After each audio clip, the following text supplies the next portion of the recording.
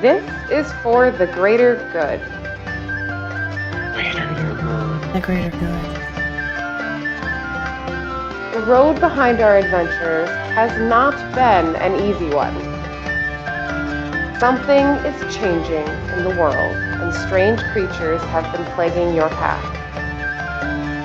As we move farther north, a large number of average-looking wasps emerge from their nest in the ground. Minor pests at first, you soon find ones that have grown larger and have made sizable holes as their nest in the ground. As the giant wasps emerge, revealing themselves as the source of the vibrations in the ground Fertile has been sensing. You quickly dispatch this threat, and Orlina managed to survive a vicious poison sting, and everyone takes a moment to try and help her recover. As we lay down for a night of rest, the road ahead of you presents questions as to what other strange beings and creatures have found their way onto Lamel, and how they managed to get here. Mihara, you sit down to do your meditation for the evening. I need everyone else to remove their headphones.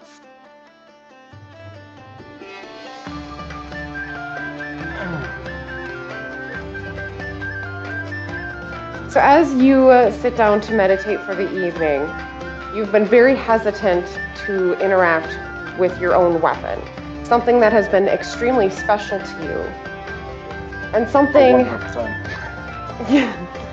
and something that has proven to be a very useful tool.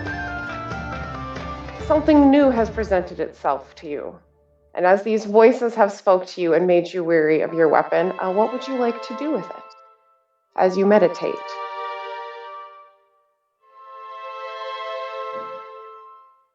Man, that's a great question. Yeah. So I guess, given a little bit of time now and having just having more time in general here, I would like to see what exactly she did to the sword. I know she kind of fiddled around with some of the wires coming in off of it and things. And I guess check out the damage, really.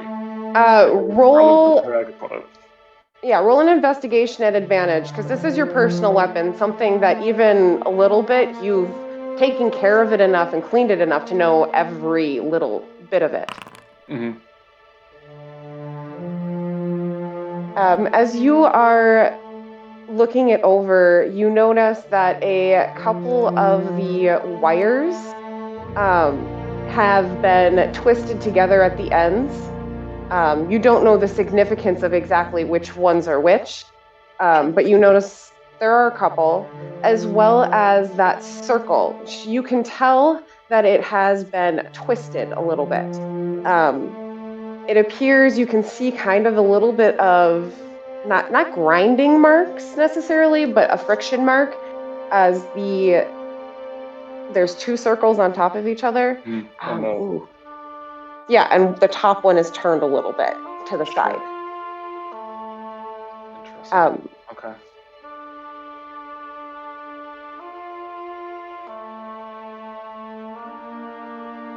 I would, I guess, also like to unsheath it. So how does this thing work? Do I tap anything? Can I just speak into it? What? As you unsheath the sword and start talking, you hear a small ringing sound coming out of the sword, kind of less hard to hear as that screeching sound before, but it's just a very light ring. And all you hear is the word, speak. For a moment, you hear nothing. Then you hear another voice, slightly different than the first, And it also says, speak. As a couple more voices slowly begin to join, it's kind of a chorus and they all get mixed together. They start saying, speak to us in a random pattern, and you can't quite differentiate between them. It lasts for a few seconds and then it stops. You sit and you wait 30 seconds, a minute, 2 minutes, and no more voices come through. It's as if there is something you need to do instead of they are all done right now. I didn't expect that to work. Should we anticipate more danger coming up?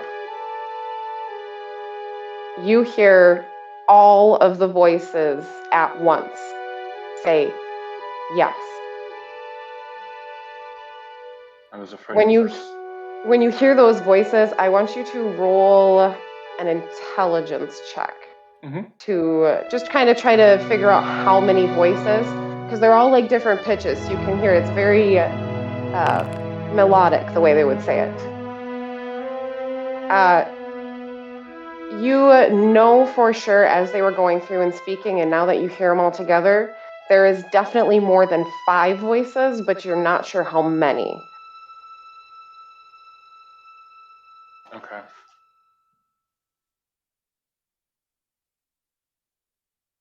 This also might seem straightforward and blunt, but do I need to fear you?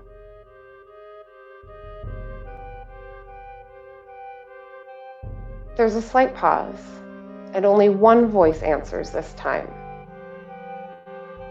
This is a way lower register than that first voice you heard, but you recognize it as it had came in with everything else. And it says, no, we gave you our refractio in order to prevent things to come. We cannot see the exact future, but we know we need a pale hero to mend our sibling bond.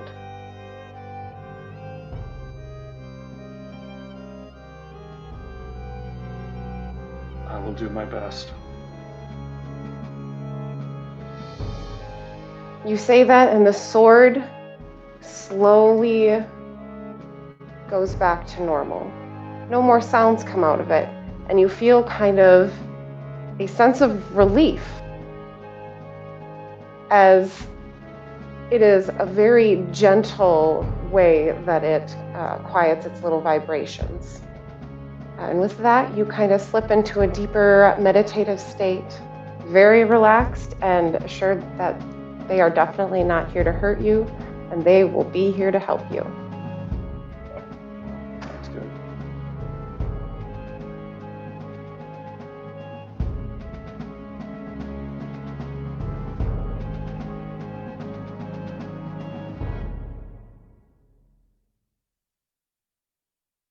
So now that I brought everybody back, Red, you also drift off to sleep. And now I need the other 3 to remove their headphones again. Oh no, and I we'll don't bring dream. you back. I don't dream. It's No, fine. You can keep no, going. you don't dream.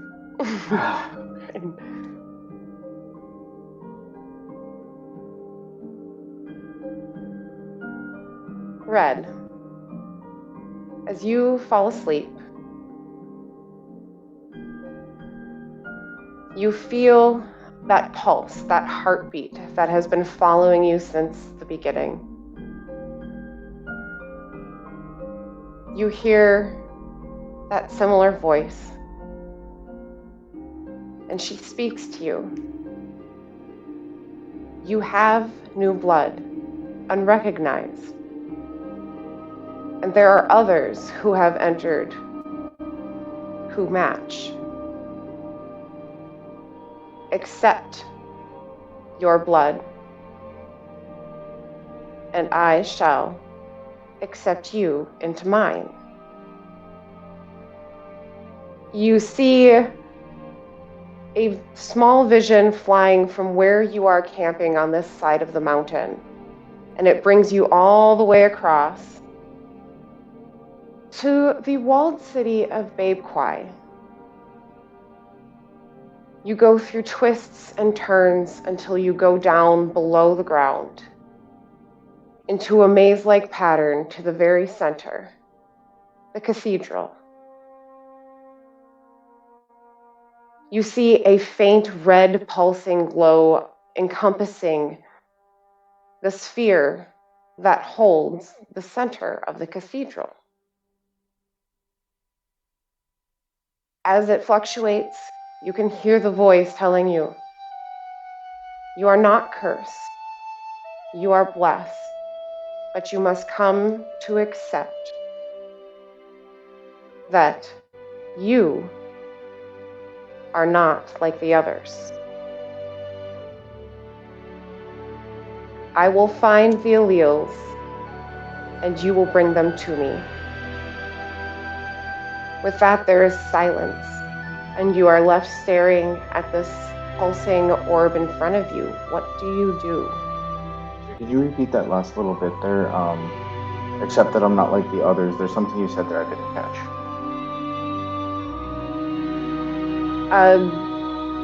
The alleles. Alleles, thank you. Allele. Alright. Oh no, I'm going phonetic. It's fine. Okay, well, then we'll get to that later. So the alleles, I'm sorry. Again. They want me to find the alleles? The voice said, I am searching for the alleles, and I want you to bring them to me. Okay, thank you. That was the section I was missing. Okay. What are the alleles? I don't understand. The light begins to glow brighter, and you see before you very, not primitive people, but very plain dress, kind of dancing across the surface. You see them building very simplistic houses, and as you see the progression of these humanoids, the voice speaks to you and says, the first blood, the pure ones. Our blood has returned once again, and we must find them to start anew.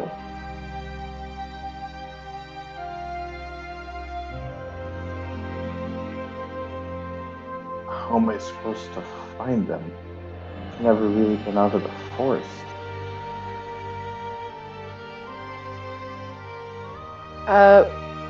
Roll a persuasion check for me. Oh boy, one moment. Okay. Persuasion, you said? Mm-hmm. Uh-oh, I'm losing computer power. No.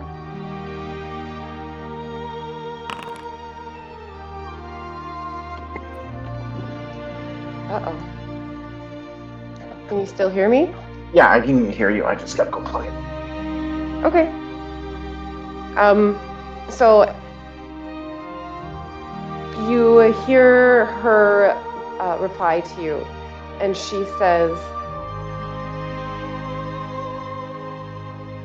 how am I going to phrase this exactly with that?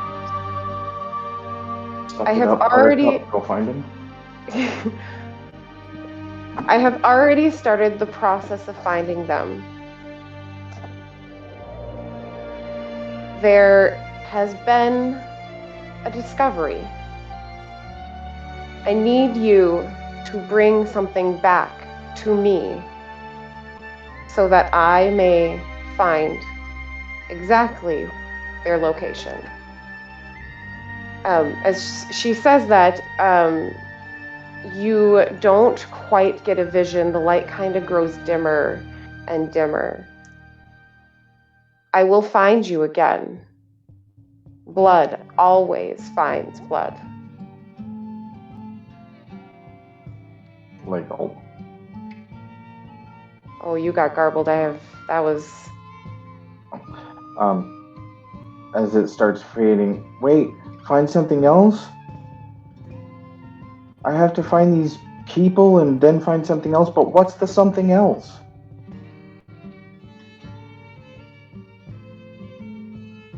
As the light still is fading, you can hear the voice still reply to you. We do not know. We know that our youngest sister has left remnants of her research throughout the world. I do not know what it is we seek, but I will know the location very soon. That's not very helpful. As that the light kind of fades away, roll an intelligence check for me.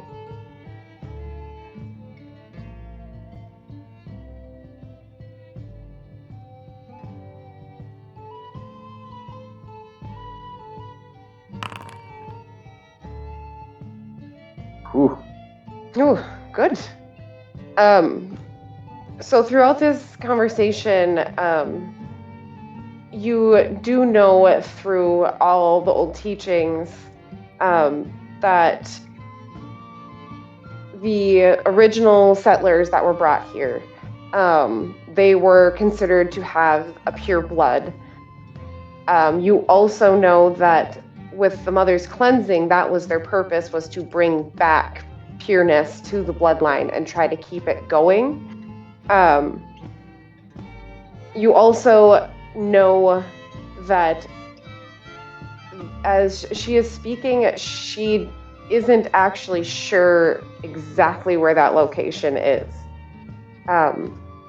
There has been, they feel something, they know something is changing, kind of like a foresight kind of thing, but it hasn't happened yet, so they are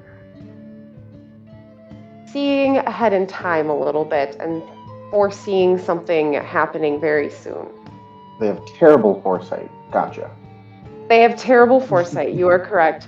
They are not the oracles. They do not have 20/20 foresight? No, they have about 10% of foresight at the moment. So, not doing too hot on it. But you definitely can tell that they haven't really, as far as you know, reached out to other beings before. You haven't heard giant stories of the goddesses coming down and blessing people. So having this kind of communication and having them say, hey, I am singling you out, feels daunting and very unfamiliar. Exactly the way it felt, because you felt as you were cursed. It felt very singled out and very pointed.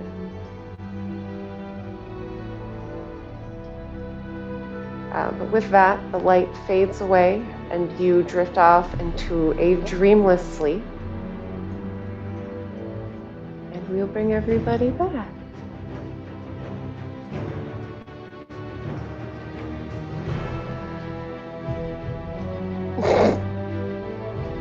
Oh, he died.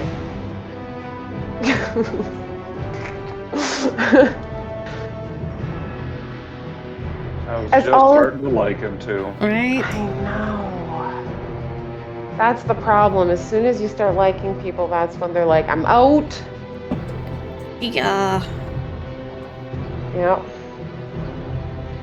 As everyone either ends their morning watch or awakes to the sunrise, you are still by the holes.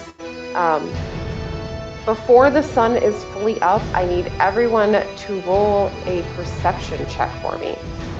Didn't we go away from the holes? A little bit, yeah. You moved backwards, right? I thought we moved forwards. Perception? Mm-hmm. Hold on.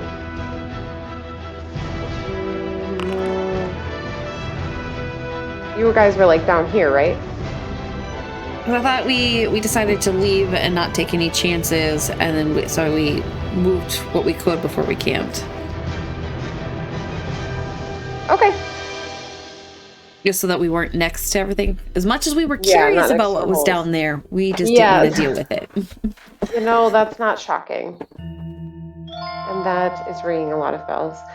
So as you guys are all waking up to the sunrise, you can see off in the very far distance the edge of a swamp that both Fertile and Orlina know quite well.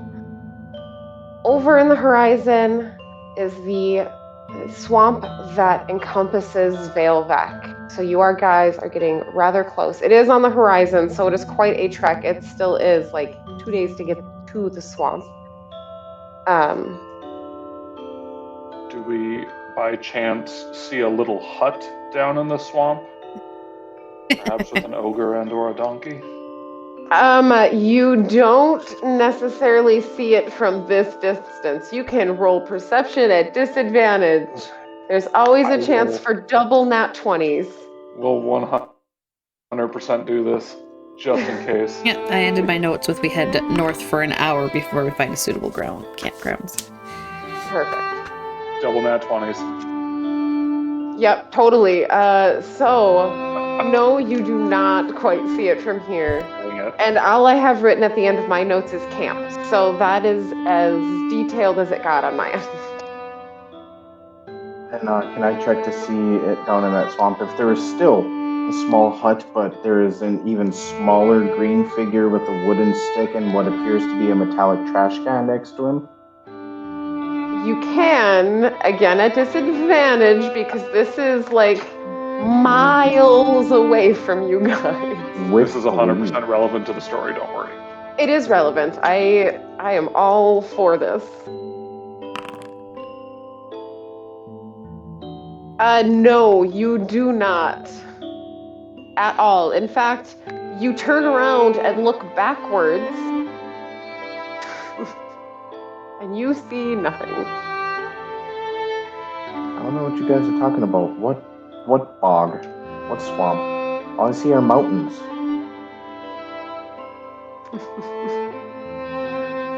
Why are you all facing the... Oh, okay, that makes more sense. Oh, I feel like I'm with you.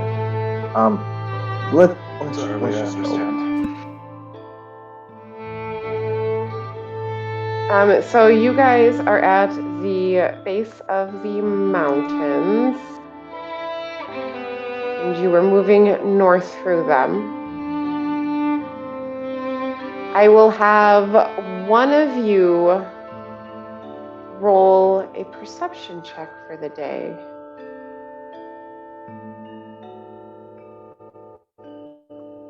I think I probably ought to. Perfect. Oh yeah. So as you are very much avoiding looking back at the wasps' nests, you follow a very similar trail, one that you guys have more familiarity with rather than the southern part of these roads. So you do know that there isn't very many like big bears and caves, and you do know how to move forward. You have been through this path many times, so every little bit you see along the path is very easy to be like, nope, there's poison ivy over there. Let's not go this way. But you guys are slowly walking home, so you are getting a little more familiar with the area as well. Nice. Is this starting to look familiar now? It is a little bit, yes. There weren't any weird flesh-eating shadows when you came through the first time, was there? No, there was not. Ooh, good. I wish I could say there was in a way, simply because to say that was normal, but that was not. I'm very to see what awaits us next, as these last few days have been very eventful. Looking out into the distance, well, I think you can at least expect to get a little wet. Keep your socks dry. on boots. You guys make it through one day relatively easily, especially since now, as you guys moved up past those holes, Fertile realized, I know where I am, and just kept an eye out, made sure to avoid any hazards along the way. So you can make it about to X. That's the one. I'd say about up to there, moving at a pretty good speed, trying to get away from everything that has been following you and been encouraging you to move as fast north as you possibly can. As you guys bunk down for the evening, this is a relatively well-traveled area. You do see a few miles closer to the coast, a few lights of some houses, a small fishing village is over there. You have seen the town before. You've gone there once or twice as part of the Cathedral of the Pale Mother. You guys would have traveled on specific places. This is one place you have visited. So you can either camp out away from the town, or you could wander a few more miles into the village as well. I mean, beds always sounds nice. Except for maybe for Godolphin. Maybe you don't like beds as much? I don't... I mean, it's not that I don't like them, I'm just not used to them. Well, what better way to get you used to them than to use them more? continue to try them out? I know I could use a real bed for the past few days we've had. Yeah. I think that sounds good. To the town. So, As much as I appreciate chive stew, agreed. Beds. Well, I mean, there's more than just chive stew, Mihara. There's also chive soup. Oh, forget about that one. Do you guys know the name of this town? Yes. yes, you do. The name of the town is Phisher. It's only a collection of about 10 houses. There is one small inn because they do get travelers and people who do dock there at the docks. As well as right down by the water, there is a paddock built there, as well as a small building that would be where they process the fish and everything like that. But it is a very small, self-sufficient town. Each of them has their own gardens. They're not very close together, with only about 20 people total living there, women, children, and the Phishers. I bet you we could own this town for the right price. I think so. I mean, there's always a price. I mean, who doesn't love a good management sim from time to time, you know? Do it. We've encountered buying a village before, so it has happened Passive within. income. That's how you win the game. They became a god, more or less, to this village. It was fabulous. Anyway, so you know this town, so as you head towards, you can see the warm light. The actual inn is right down by the docks.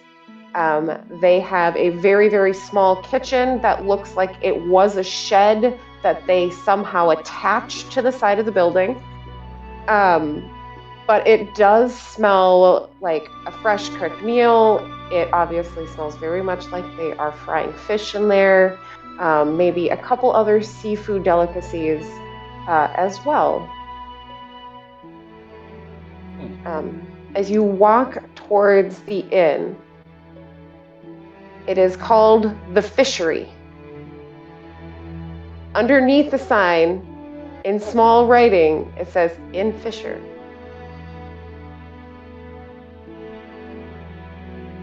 Even Fisher. Mm-hmm.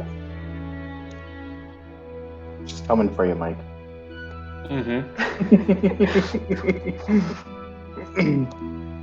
The random name generator gave me some awesome lists for names recently. Right? Oh, Such a good resource. it was. Oh, it was That's how you fabulous. get inns like the Nervous Lioness. The Yes. itchy lobster. I love that place. Well, you got to be careful. You can get crabs in that place. Hey. But only for the right price. Ah, There, right, yeah. indeed. Anyway, to the inn. To the inn. You walk in, and it's a little round old lady kind of behind the counter. She is a dwarf, and she's like, "Oh, you're the first ones I've seen all week. Welcome." How many tables are in here? 2. Well, it's a town of 20 people max, so None of the chairs match. Do we seat ourselves or do we wait to be seated? Oh, go ahead and seat yourselves. There's not much room. Also, the bigger fellows, please stay away from the 2 white chairs. They're not the sturdiest. But yes, go sit down. We have fried fish and fresh oysters tonight. I will throw more on, as I didn't actually expect to see anybody. I love the business on there. Just, I didn't think I was going to have business today. Well, take note, there's 20 people, and out of those 20 people, I'd say, oh gosh, 8 of them are children? So business isn't necessarily big, but it is nice to have people come in once in a while. Some people come in on boats. Some people, like you guys, are just passing through. But she goes into the back, comes out with a basket of fried fish, as well as a very small plate. There's only 4 oysters on there at the moment. She's like, the other ones, I have my kids helping me out. They're getting them ready for you. Wonderful. And do you have rooms for the night as well? I have 2 rooms available. I have the one in the attic, and I have the one right off the side of the building. How many beds are in each room? 1 bed. I knew it.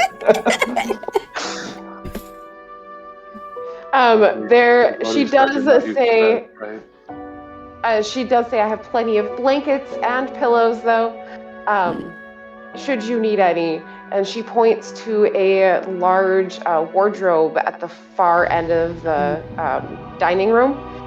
And you can see her open it, and it is full of just blankets and pillows. She turns to you guys. We tend to go through them quickly, so I always keep a large stock. Living by the water, they don't tend to last very long, but I try to keep a fresh stock for everybody. All right. I mean, having a roof over our head is better than a tent. It is. Before I sit down on my chair, I scoot a frog off the seat.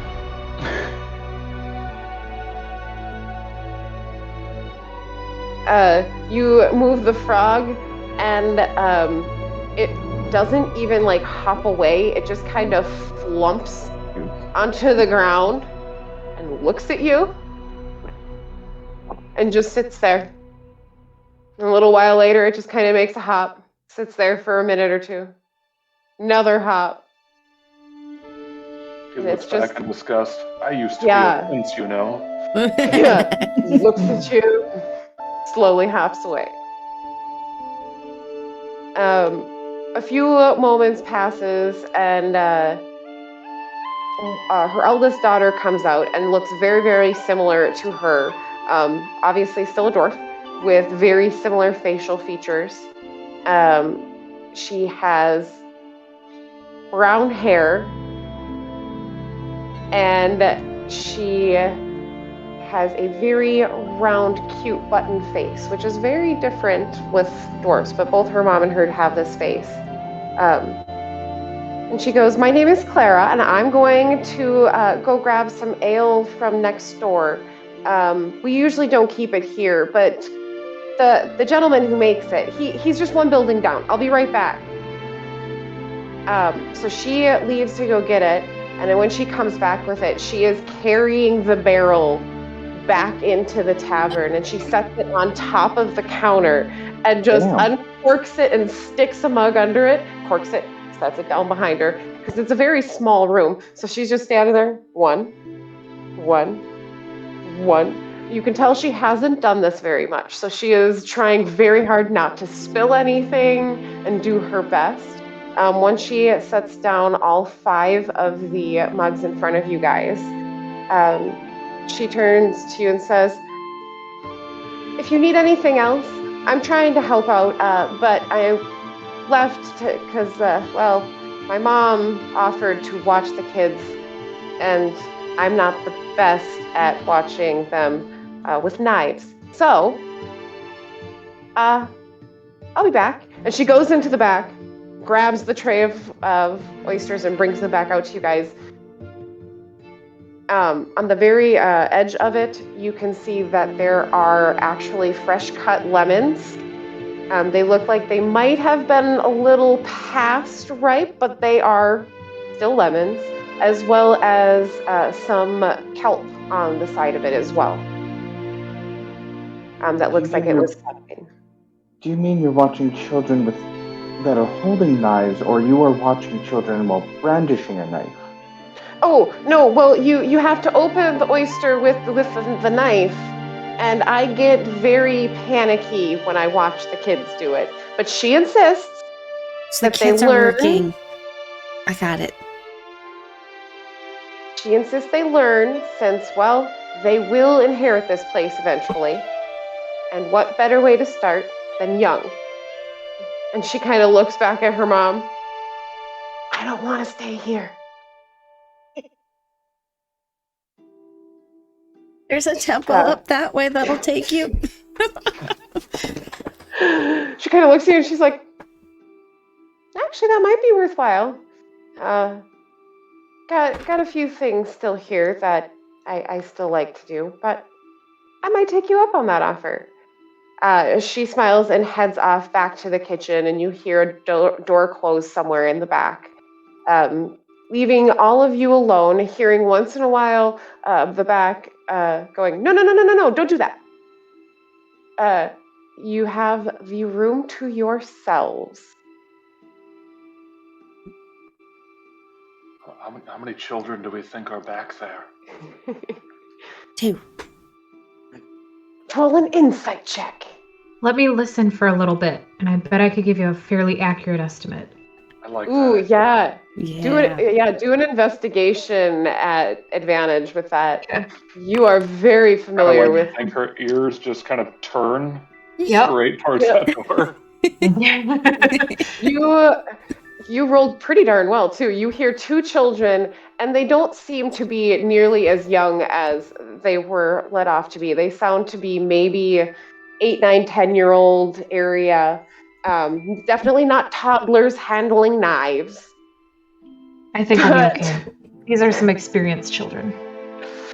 But you suddenly hear a loud crack as Cordovin falls on his butt because he unknowingly sat on one of the white chairs. Yep.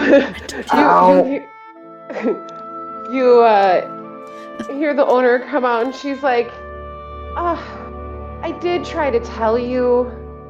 I'm sorry. Goes and picks up the pieces. Well, that's okay. I need to get some new chairs eventually. I mean, now I'm only down to 1 white chair. Can you fix it, Cordovin? Yeah, do you have mending? He must. He has to think real hard about this. No. I mean, no. If you have some string, I can try and lash it back together. I don't know how sturdy it'll be. Well, one of us has to travel up towards Valebec at some point. We do need to do our yearly round for supplies. We're just waiting for the swamp waters to go down because, well, it's a lot safer with children if we're in the dry season. Just true. We'll get nails, some extra lumber, whatever we can get there. And as always, you can find fresh fish. She grabs all the pieces of the chair, gathers them up, goes into the back.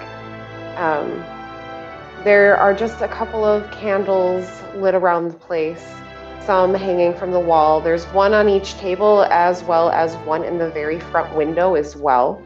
The light from the outside lamps is actually brighter and comes in and kind of overshadows that candlelight in the window.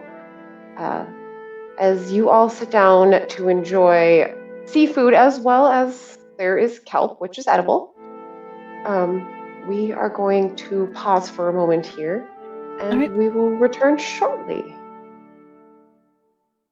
Trust us, it's for the greater good. It is. Greater. Greater good. Long ago, reality was threatened by hatred, greed, sin, and power within mortals. 8 celestial beings, the mothers, descended from the heavens to judge the souls of the living. Taking only the worthy with them through the decaying cosmos, the mothers bestow upon the mortals their gift, the world of Lamel. The mothers, bright, dark, gray, blue, green, red, pale, and the Dreamweaver, dwelled among the mortals for a time, each guiding the descendants of the worthy towards harmony, and to never repeat the sins of their ancestors. Any evils that attempted to breach this new paradise were swiftly dealt with. Content that the mortals were on their correct path, the mothers ascended back to their celestial plane. However, as time passed and newer generations were born on Lamel, mortals began to stray from their teachings. Evil slowly began to once again try to breach paradise and find their way into the mortals' hearts. The mothers were fearful evil would take root in the world once again, and called upon the sun and the moon to cleanse the world of evil and any mortal who held evil in their hearts. This act would be referred to as the regeneration by the mortals, and stirred distrust in the mother's decrees. However, evil is persistent in its attempt to breach the world. Nearly 800 years after the regeneration, the skies above the continent of Parastine caught fire. Not long after, mortals not of Lamel began to appear in the world, bringing with them the forbidden knowledge of technology without the mother's retribution. And without their watchful eyes, technology is becoming a new instrument of peace. In the present day, the light of hope is brighter than the fear of darkness, casting shadows that all manner of things can hide within.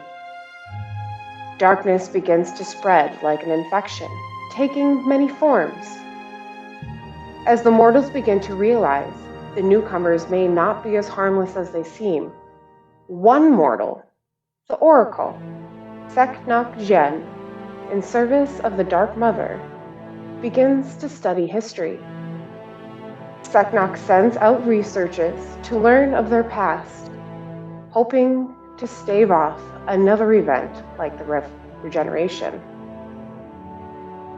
Small tribes of goblins begin to attack any they deem to be invading their lands.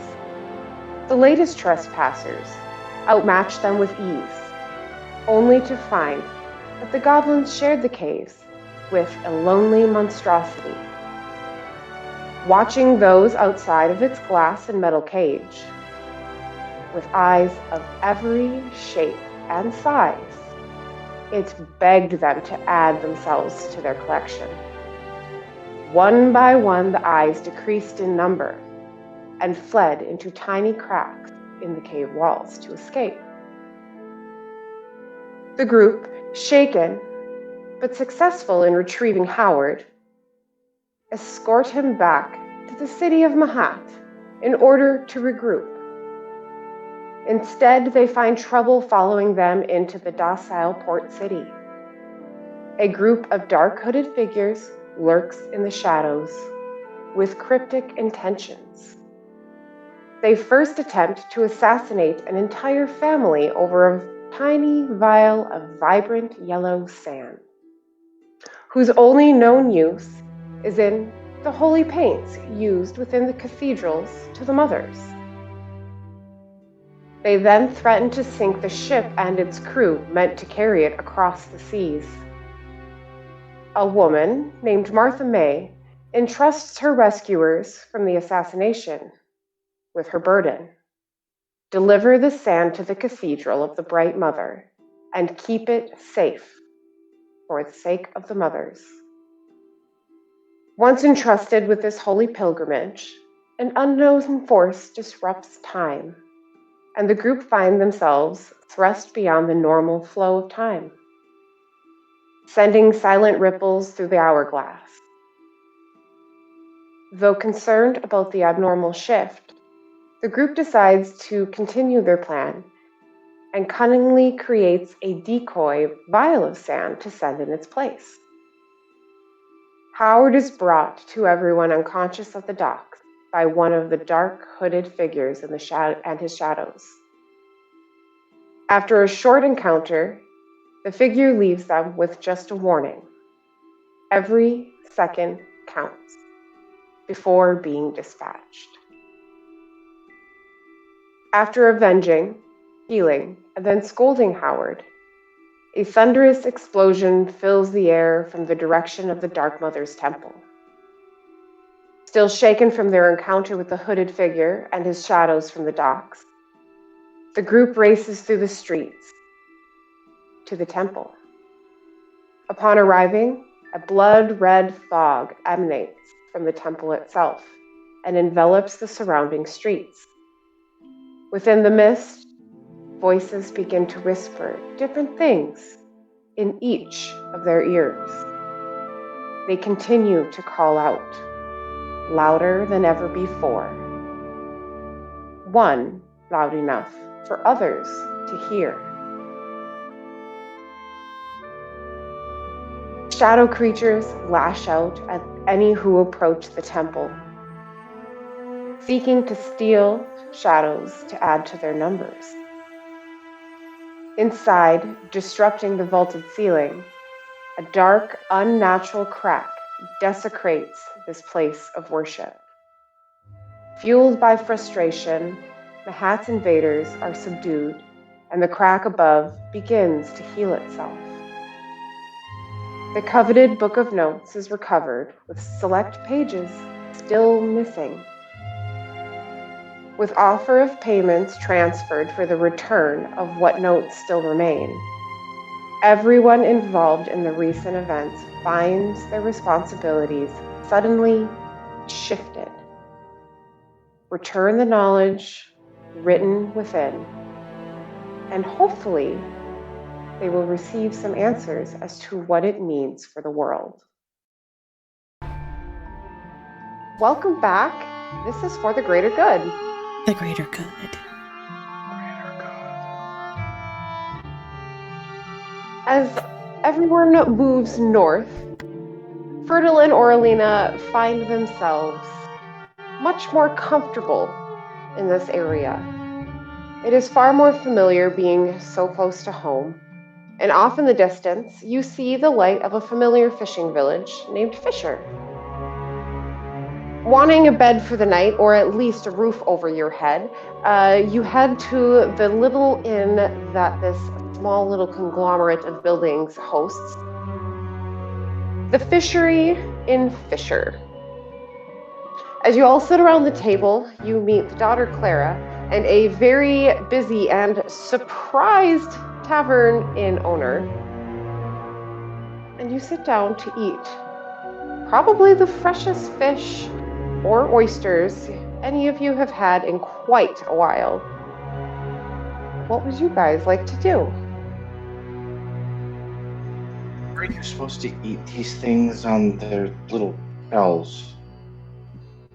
You don't eat the shell. You just kind of tilt and slide everything back.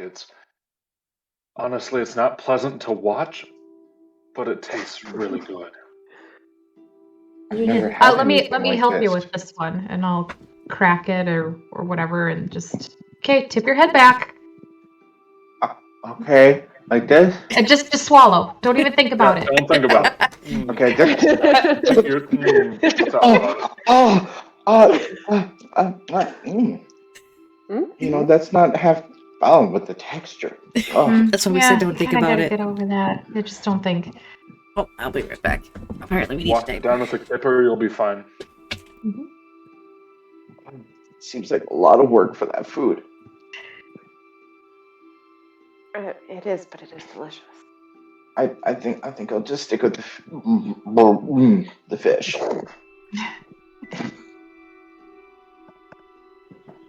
So the fish is still steaming, and it is a very flaky kind of crust. So it looks like they did just fry it in a pan of oil. So it's got that brown crust on the outside.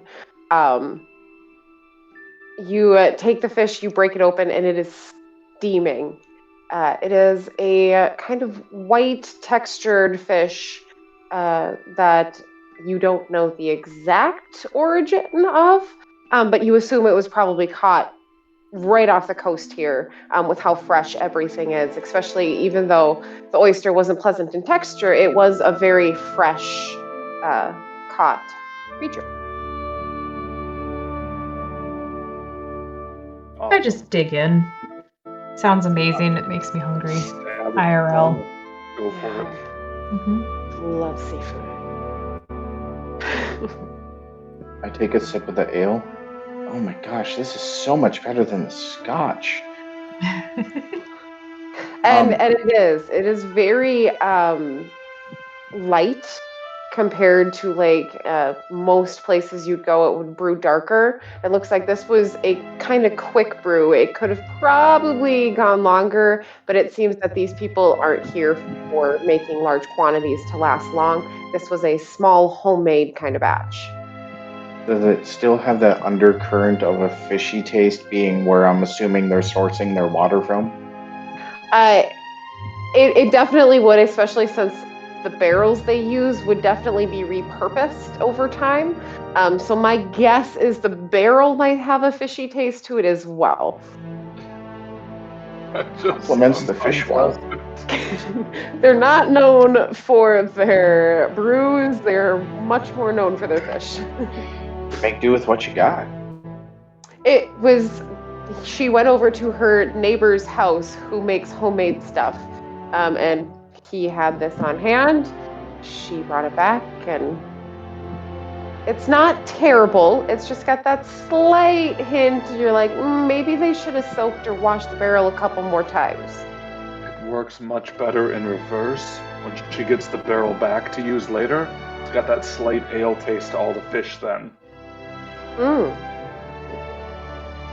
You know, I bet you're coming in a few months now. You just keep circling back to figure out what dates the barrels are switching correctly. Oh no. So as you guys are all eating, the tavern keeper comes out to you guys. She says, well, I'm glad you're enjoying the meal. Can I refill any of your ale or anything? We only have the one barrel. The rest isn't quite ready yet. This was the only one he had on hand. But we've got a barrel. I think we're good on the food, but have you noticed anything weird happening? Or has it been pretty quiet in the last week? There's been a couple of recent shark attacks offshore, but nothing out of the ordinary. How frequently do sharks attack? Well, it depends. When you're bringing in nets, if you clean your fish out on the waters, it does attract sharks to your area. So sometimes they do try to uh, get at our catch and attack ships and such. We try to avoid doing that where we know they inhabit, but they have been traveling a lot more lately and harder to keep patterns in track. Nothing too serious. No one died. One person got bit on the leg a little bit, but only lost a foot, so we're not too bad for the whole Any experience. of the fishermen consider a bigger boat, maybe? We have one large boat, but the rest just make their own, so it's whatever we have on hand, really.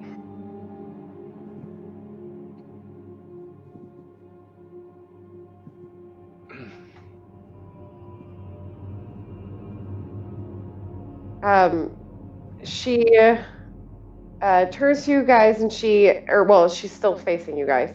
And she says, well, if you would like to stay for the night, the 1 or 2 rooms. I think we'll take both. Which room is draftier? The one in the attic is far more drafty. It does not leak. We did have it repaired last summer, so it's nice and dry up there. I think Howard and Cordovan and I can take that one then. So it's 2 silver per room, so... Wait, I remember how this works, and he reaches into his coin purse and pulls out, let's see, 2 rooms. Okay, and he pulls out 2 coins and hands them over to her, and it is 2 gold pieces. That's all he has.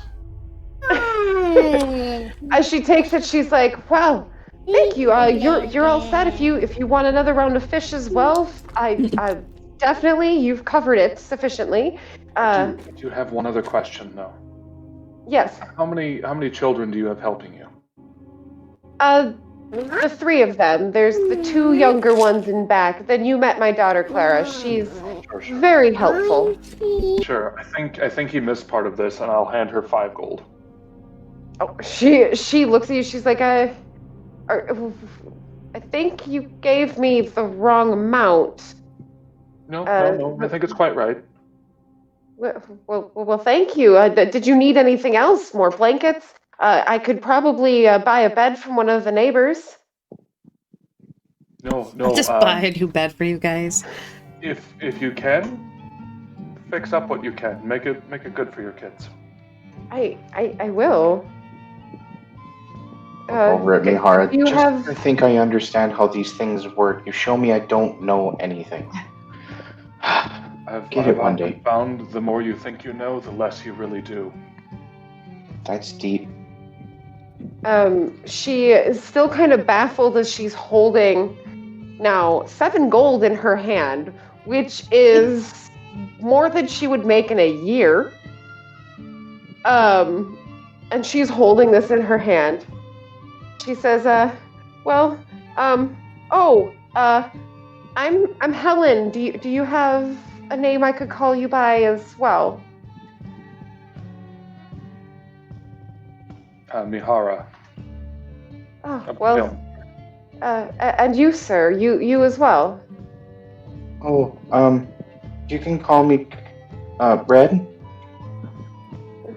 And the lovely ladies who keep your company? I'm Orilena. Myrtle. You will all 4 be remembered. Thank you. If you ever come back, I will have this place fixed up in no time. I cannot wait to the next trip to Veilvik, and she just walks out of the room. Yells. Oh my god, they're gonna make statues of us.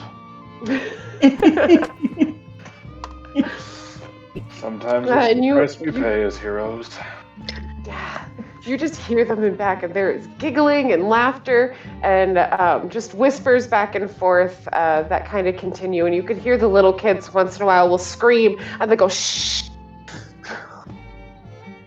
as they're celebrating in the back,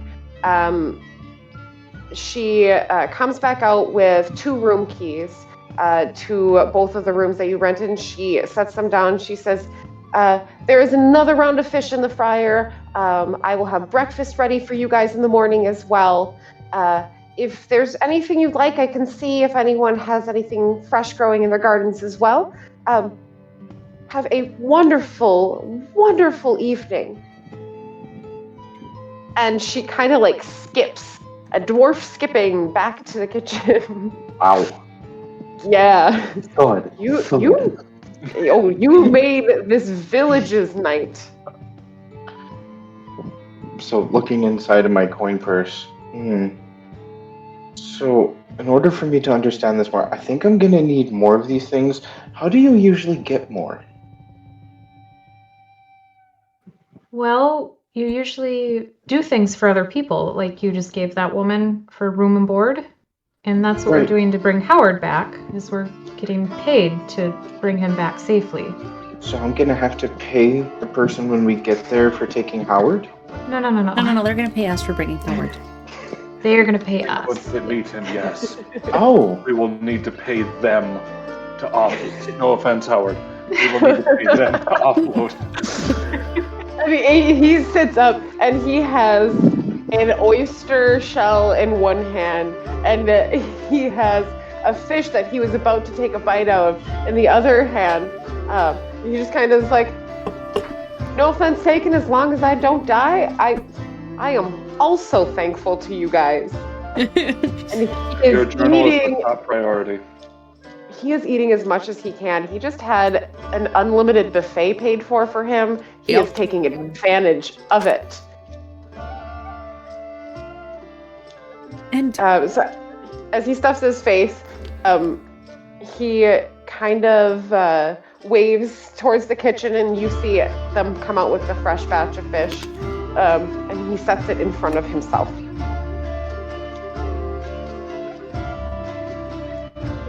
also, You go, Howard. Cordovan, there's different values to the coins. really? Because they're all the same color. Well, you just happen to have one kind of coin, and I'll take out a little bit of a spread out of mine, because I think I have a little bit of everything. Oh my god, I'm never gonna learn this stuff. And she'll start like, 10 of these equals 1 of these, when 10 of these will equal 1 of... You know what? I think I'll just trust you guys to tell me in the future. I mean, that'll work too. We haven't even gotten into measurements yet. There's what? Small existential crisis at the table. Well, that seems normal for Cordovan, though. If it helps, Just- throw back another oyster. You'll be fine. Yeah, here you go. I'm good. Realize- Wait, are you Winter? Oh, she's Winter. She's, eat while Oh, you so can. she totally would have tried to shove that oyster into my mouth, wouldn't she? You never know when you're going to eat again. She'd Eat. have done it. Again, the taste isn't bad, but that texture is horrible. That's why Starts you just spitting out let it go sand. past that. You don't chew it. Mm-hmm. You don't know what people eat to survive. No, I'm kidding. I'm feeling a little queasy. I think I might want to go to bed. So everyone kind of eats their fill. If they wanted more ale as well, Claire would definitely come out and still slowly refill it, but get a very good pour for you. And it was boys in the attic and girls on the main floor, I believe, yes? Mhm. Perfect. So all the boys go up the stairs. They are very creaky. You feel, Cordovan, that these stairs are very similar to that chair you sat on, and maybe not meant for, very large people. But it does support you all the way to the top. It is a peaked roof, so you do have to duck to stand, except for right in the very center of the room. The bed is pushed up against the far edge. There's a window right above it as well. There is a small little wardrobe off to the side. It is empty. It has nothing in it. But it is a very plain set room. A few seconds after you get up there, one of the young kids, a little boy, kind of waddles his way up the stairs and hands a large amount of blankets as best as he can onto the doorstep over the threshold of the door. He's like, I brought extra blankets if you needed them. Do you need pillows too? It probably wouldn't hurt. He slowly goes back down and brings up 2 more pillows upstairs. And he sets them down and quickly kind of tries to go down faster than before, ends up skipping the last couple of rungs, last couple of steps, and scurries off to the distance. As the 2 girls go into their room as well, it is right behind the bar and part of the main building itself. And you walk behind the little tiny bar area, unlock your door, and it is a very small rectangular room. Same thing with only 1 bed and a small wardrobe as well. Another little girl comes in and she is also carrying blankets. And she says, Do you want 1 more pillow too?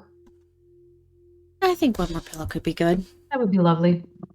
Scampers off, grabs it, brings it back. And she looks at you guys. She looks up at both of you, smiles. She's like, your dress is really pretty. Oh, thank you. Oh god, my leg just went to sleep.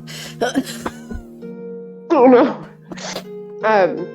You can see her staring at you, Fertile, kind of like sideways.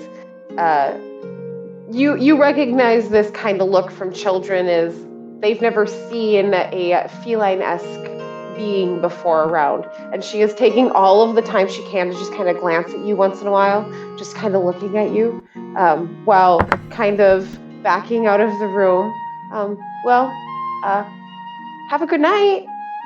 I would like to use my tail to kind of like tickle her opposite ear, like kind of come around as she's looking. Ooh. Oh boy. As you do that, I'm trying to think of how to roll a non-frightening roll. Trying not to frighten her. How successfully are you at doing that? Maybe a sleight of hand? Yeah, sleight of hand. Performance. Performance. That'd be good. Because you're not trying to sleight of hand. She's not trying to, or you're not trying to scare her. Yeah, she kind of feels off the side. She looks, and she kind of reaches out for your tail and just kind of brushes it a little bit. And she giggles. She's like, "I didn't know you could do that." She kind of turns, and then she's trying to you can tell she's trying to look at her behind somehow, and she doesn't have a tail, but she's just trying to look at it and is very mystified by what just happened. Mm-hmm. Eventually she kind of looks, she's like, well, I'll see you in the morning. And she scampers off, and you hear a lot more giggles off in the distance because you're on the main level, so you can hear them a little better. The giggles of the kids kind of talking and squealing together, as well as quite a few shh. Shh, we have guests. Stop it. Off in the distance. As all of you are settling down for the evening, is there anything you would like to do? No, I think I'd want to finish up and try and finish up my charms. There's 2 of them I want to try to have done before we get to Veilbeck. Okay. I was also going to say I would like to reach into my pack and take out the small block of wood that I had in there and continue whittling on it. So it might seem like an obvious question, but which of us actually gets the bed? I'm good with the floor. Har, Har just looks and it's like, well, you saved me more than once. Right, you should get the bed. Okay. Oh, well, okay. Roll He doesn't. a bedroll kind of thing and grab the blanket and pillow. He doesn't really argue, and you just kind of see him roll onto the bed. And he takes out of his inner pocket his little journal, and he's just kind of going through the pages, flipping back and forth a little bit. Most of his notes that he can recall are added back into it right at this point. And he just kind of lays there for a while as well. I look around and just kind of stare at my hands because I have nothing to fiddle with either. So I'll just sit there awkwardly with the rest of them as they do their thing. And then, Fertile, is there anything you would like to do as well? Not tonight. So as all of you kind of I'll just sit curl down, up in front of the fire. you curl up in front of the fire, and this fireplace is very much a stone handmade one. So it's kind of just like this little tiny enclosed fire, and it actually it illuminates the room quite well with how small it is. As everyone kind of winds down, taking their mind off of everything by either distracting themselves or just preparing themselves for the evening, everyone drifts off to sleep for a oddly quiet night. Every single one of you goes to sleep tonight, and none of you have a dream.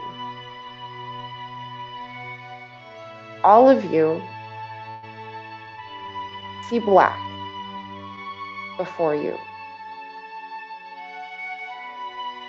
Nothing moves. There's no sounds.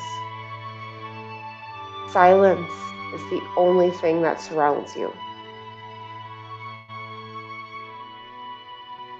As everyone believes they are waking up, the sunbeams outside the windows do not come in as reds and golds and yellows. The sunlight changes from black darkness to dark royal purples to lavenders. As what everyone believes to be the sun rising, a black circle rises in the sky.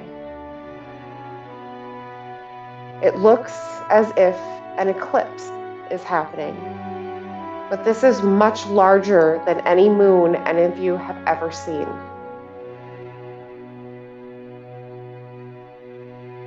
You all see this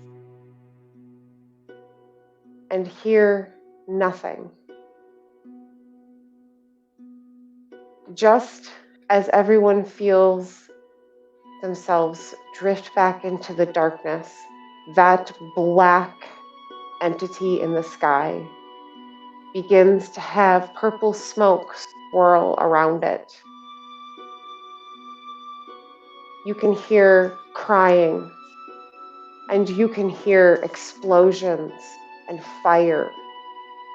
You can hear a loud wailing somewhere in the distance. And you watch as it vanishes into nothing, leaving all of you to wake up to a golden pink sky, as beautiful as one you have seen over the water before, and no trace of purple smoke anywhere. I would like all of you to roll a d20 for me.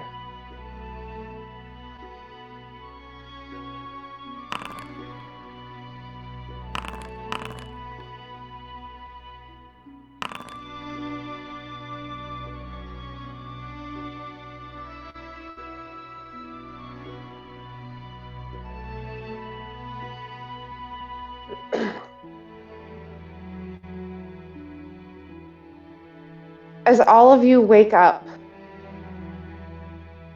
you look at each other. You didn't feel alone in the darkness. You knew there were others there with you who saw this, who witnessed this. As you stare at each other in the room, looking around, you can hear from Ihara's sword once again.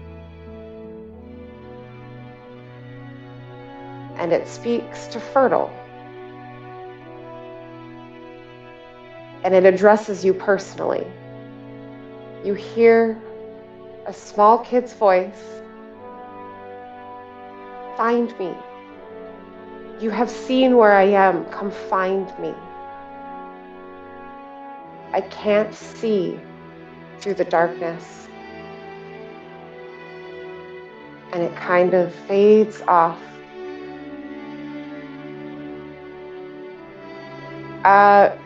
I want everyone to now roll a history check.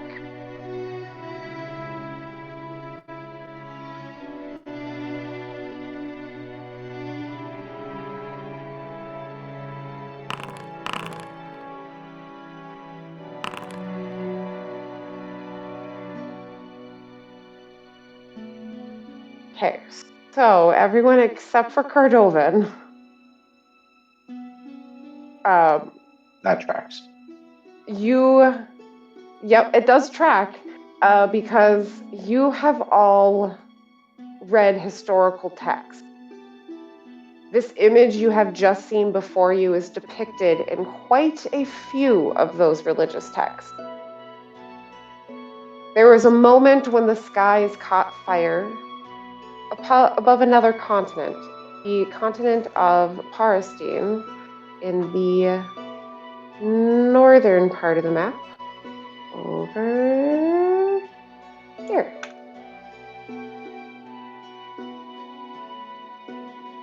You recognize this depiction a little differently.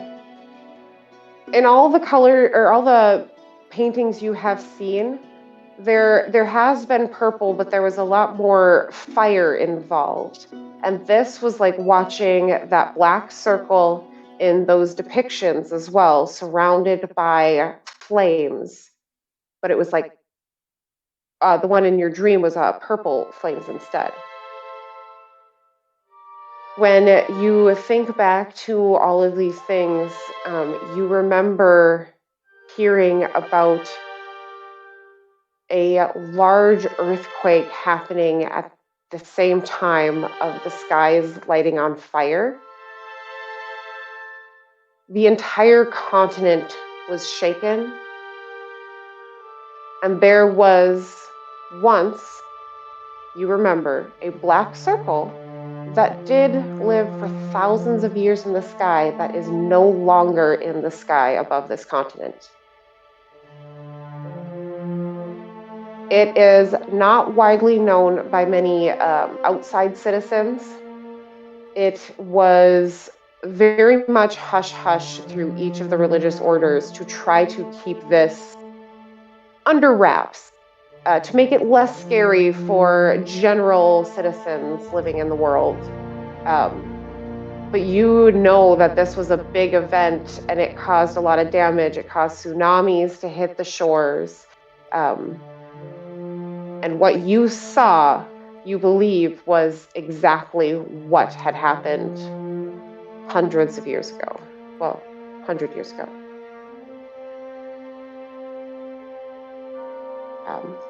But none of you actually were there, so that is also curious.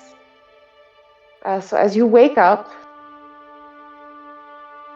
you're all looking around. The voice has spoken to you. What would you guys like to do?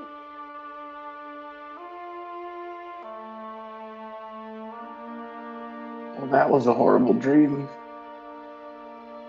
I don't think it was a dream. I don't Red. either. Did anyone else feel like there was others there? Yes. Yeah. Like it was more than just us? Uh-huh. Okay. Mihara, can I just take a look at your sword real quick?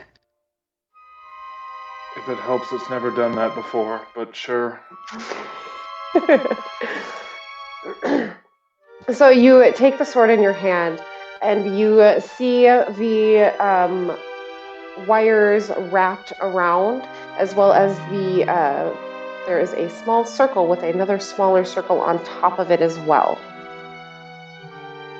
That is very much the pinpoint of where you guys can hear it on the hilt of the sword coming from. It's like a pretty much you could relate it to in modern day, like a speaker coming off of the end of the sword.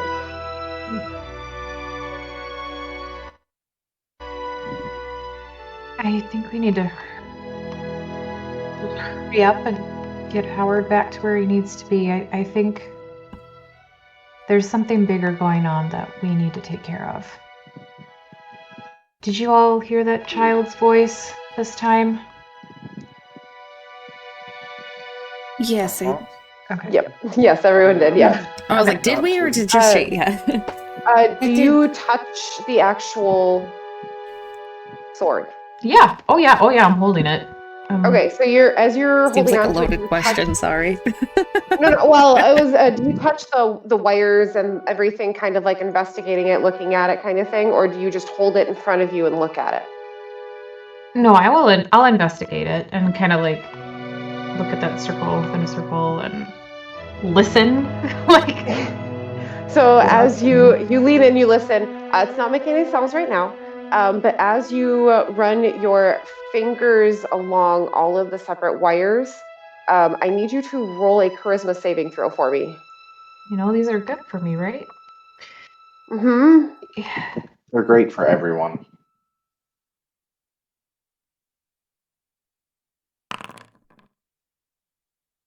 So as you are touching it, you kind of feel like a static shock as you run your hand down the wires.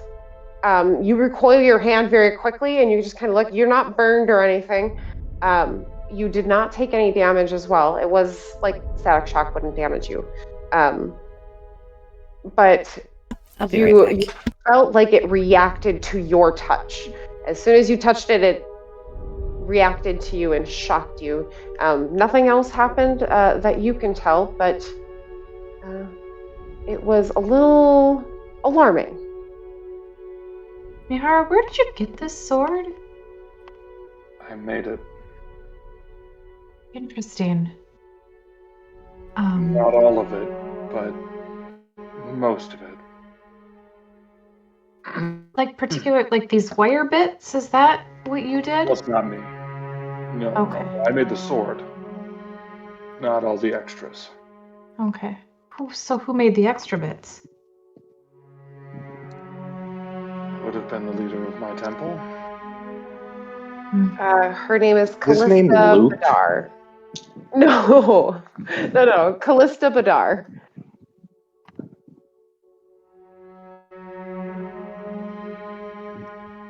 So, I don't think I've mentioned it, but I've heard this child's voice several times now. I can confirm you haven't mentioned it. At Thank least you. to us. Yeah. The leader of your church is a child? No.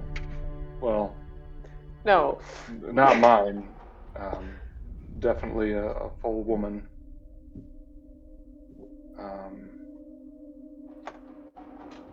Yeah. Yeah, she's been the Oracle ever since you can remember, since before you ever moved to the islands when you were about 5 years old. She's always been there. She's always been the matriarch of the religion.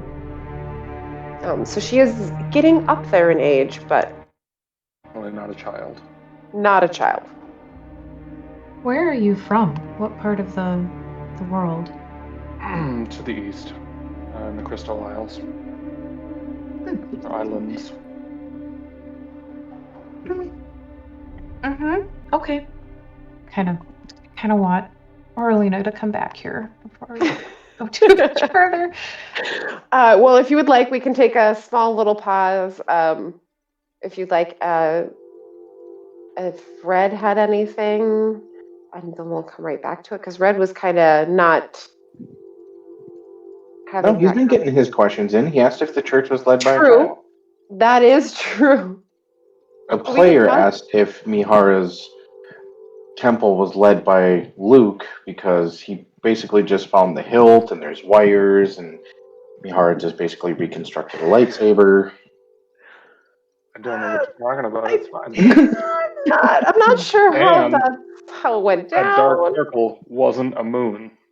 I mean, this is writing itself. That's no moon. It's no moon. No moon. It's no moon. The worst part is I didn't even realize that connection until this moment. But yeah, I mean, it's definitely not. And now, oh boy, that's not the inspiration, I promise. Mm-hmm. Sure it isn't. Mm-hmm. Close to Badar. Okay, I've got it in my notes. I just found it. Perfect. So anyway, this child has spoken to me on several occasions now. One was when I was doing watch, and the other was, I believe you all may have heard it as well when we were fighting that terrifying looking woman at the top of the cliff there.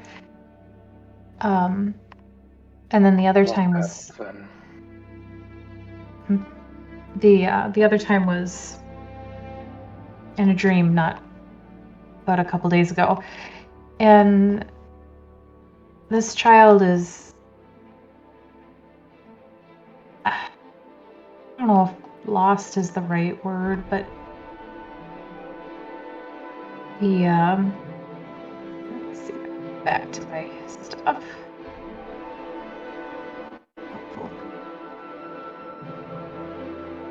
She wants to go, the child just, she wants to go home. They want to go home, and her home is the Crystal Islands. Oh. Do you, as player-wise, remember which island it was? The island of Phila. Ina, I think? At least for That's me. what I have written down. And it's no longer there?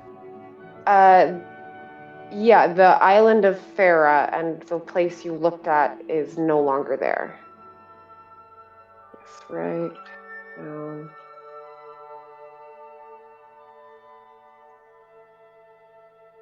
That island. And there is a spot missing. Fair. Yeah, I couldn't remember the name. Yep. And yes, and then smoking crater. Yep. The lightning crater. Yep, that one. But yeah, the island of Phila is the one right above it. Yeah. Mihara, as she mentions the island, the South Island of Farah, that is a place that those in service of the Pale Mother do not go. It is a rather unpopulated island, mainly with wild tribes. Most people don't go there to even trade. It is a rather wild area, completely ignored by most of the world. You being right above it, once in a while there would be massive storms that would come up from the southern islands and sweep across all of the crystal seas, or the glass seas. It's not a very well-known area, but knowing what you have seen, that it is not necessarily the nicest environment. In fact, it is quite hostile, even just from watching the storms off of the shore along the cold springs on the very bottom of the island of Phila.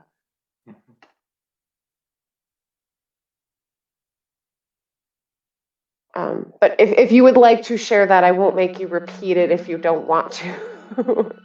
Ooh, do I get to do the thing? Do the thing? I repeat everything she just said. Perfect. Yes.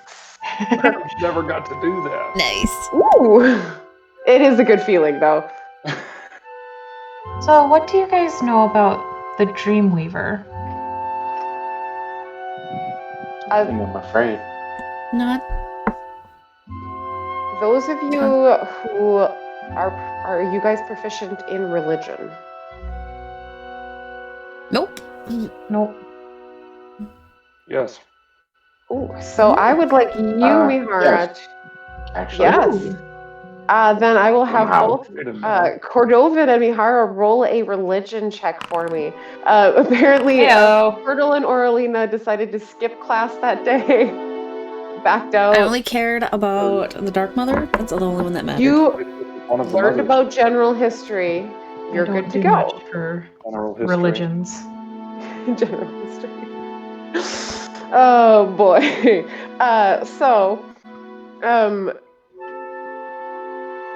Mihara, you. Oh boy. Yeah. So you rolled. I rolled that number that I don't know either. You do. Yep. That's why I was like, okay, how are we going to split this? Okay, we'll start with you, Mihara. You know religion-wise, most of the basics, shortcut-wise.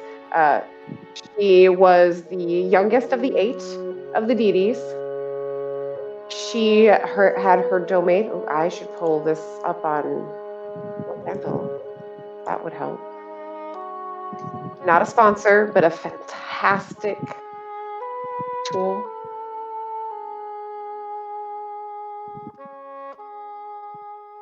I've taken more notes this session than the past 4. Where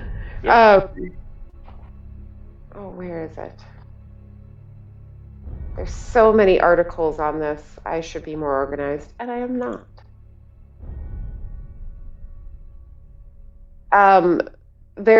Okay, so what you know about her is she was the youngest of the 8. Her specific stone representation is silver. It is actually represented in the bottom of the Lamel map, and it looks very coral-like down here. She had a domain over mystery, and I say that with the utmost apologies. Mystery itself, as in dreams, fantasy, the impossible. Anything that wasn't natural, anything that wasn't part of this world, was pretty much her domain. There's not much written about her. Anything that was there seems to have been either removed or edited in some way. Every time you would go to class and it was brought up, you found out that she committed some atrocity against the other 7 at some point, and disappeared from her Octu city disappeared from the island roughly the same time that the skies caught fire.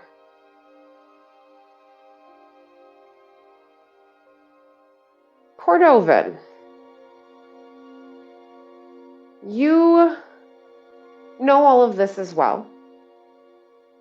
But you also remember something else, a little bit of lore you heard from your family, passed down through the generations, not filtered through research in books that one does on their own. You remember that being the youngest, at one point, she was the most loved out of all of the deities. Every single mother absolutely doted on her as the youngest sibling.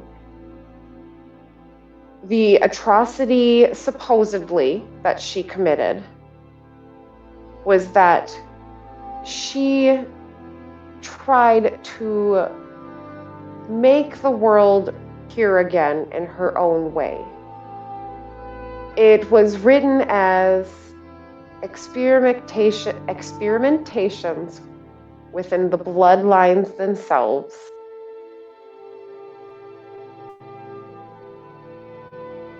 You are unsure exactly what experiments could happen with blood. But it's something that your family always said as a myth, a legend kind of thing. You know that she also gifted the world with many things, such as were creatures, and different mutations as well are accredited to her. Beyond that, you don't know, you do not make the connection oh, she made moving hands, oh, she made shadows, eyeballs, whatever. But you know she would do certain mutations to a bloodline. Some as simple as maybe even making them an inch taller, an inch shorter. Maybe this specific clan was stronger than the other ones, but granting them a boon of some sort like that. I'll ask you, do you share it with the group? Yeah. At this point, I think I would relay what I know, saying that, like in the campfire settings late at night, my mother would tell me stories, and when you bring up the Dreamweaver, being that our family does have that curse of were creatures, we are slightly connected to the Dreamweaver as well as the Red Mother. I look at Howard. What's he looking at me like as I reveal this? He is on the edge of his bed, writing without even looking at what he is writing. Page. Not even looking. It's like, no, go on. The script is just... Yeah. They're written in spirals. It's like, no. This is new. I've never heard this lore before. Where are you from? How long have you lived there? How long has your family lived there? I don't know you that well, Howard. In time. No. We'll get paid more. The more information I bring back, the more I get paid. Mother's maiden name, your social security number. Nothing important. I'll just clap my hand over his mouth and just this does not concern you right now. Right as he's trying to, do you have male pattern?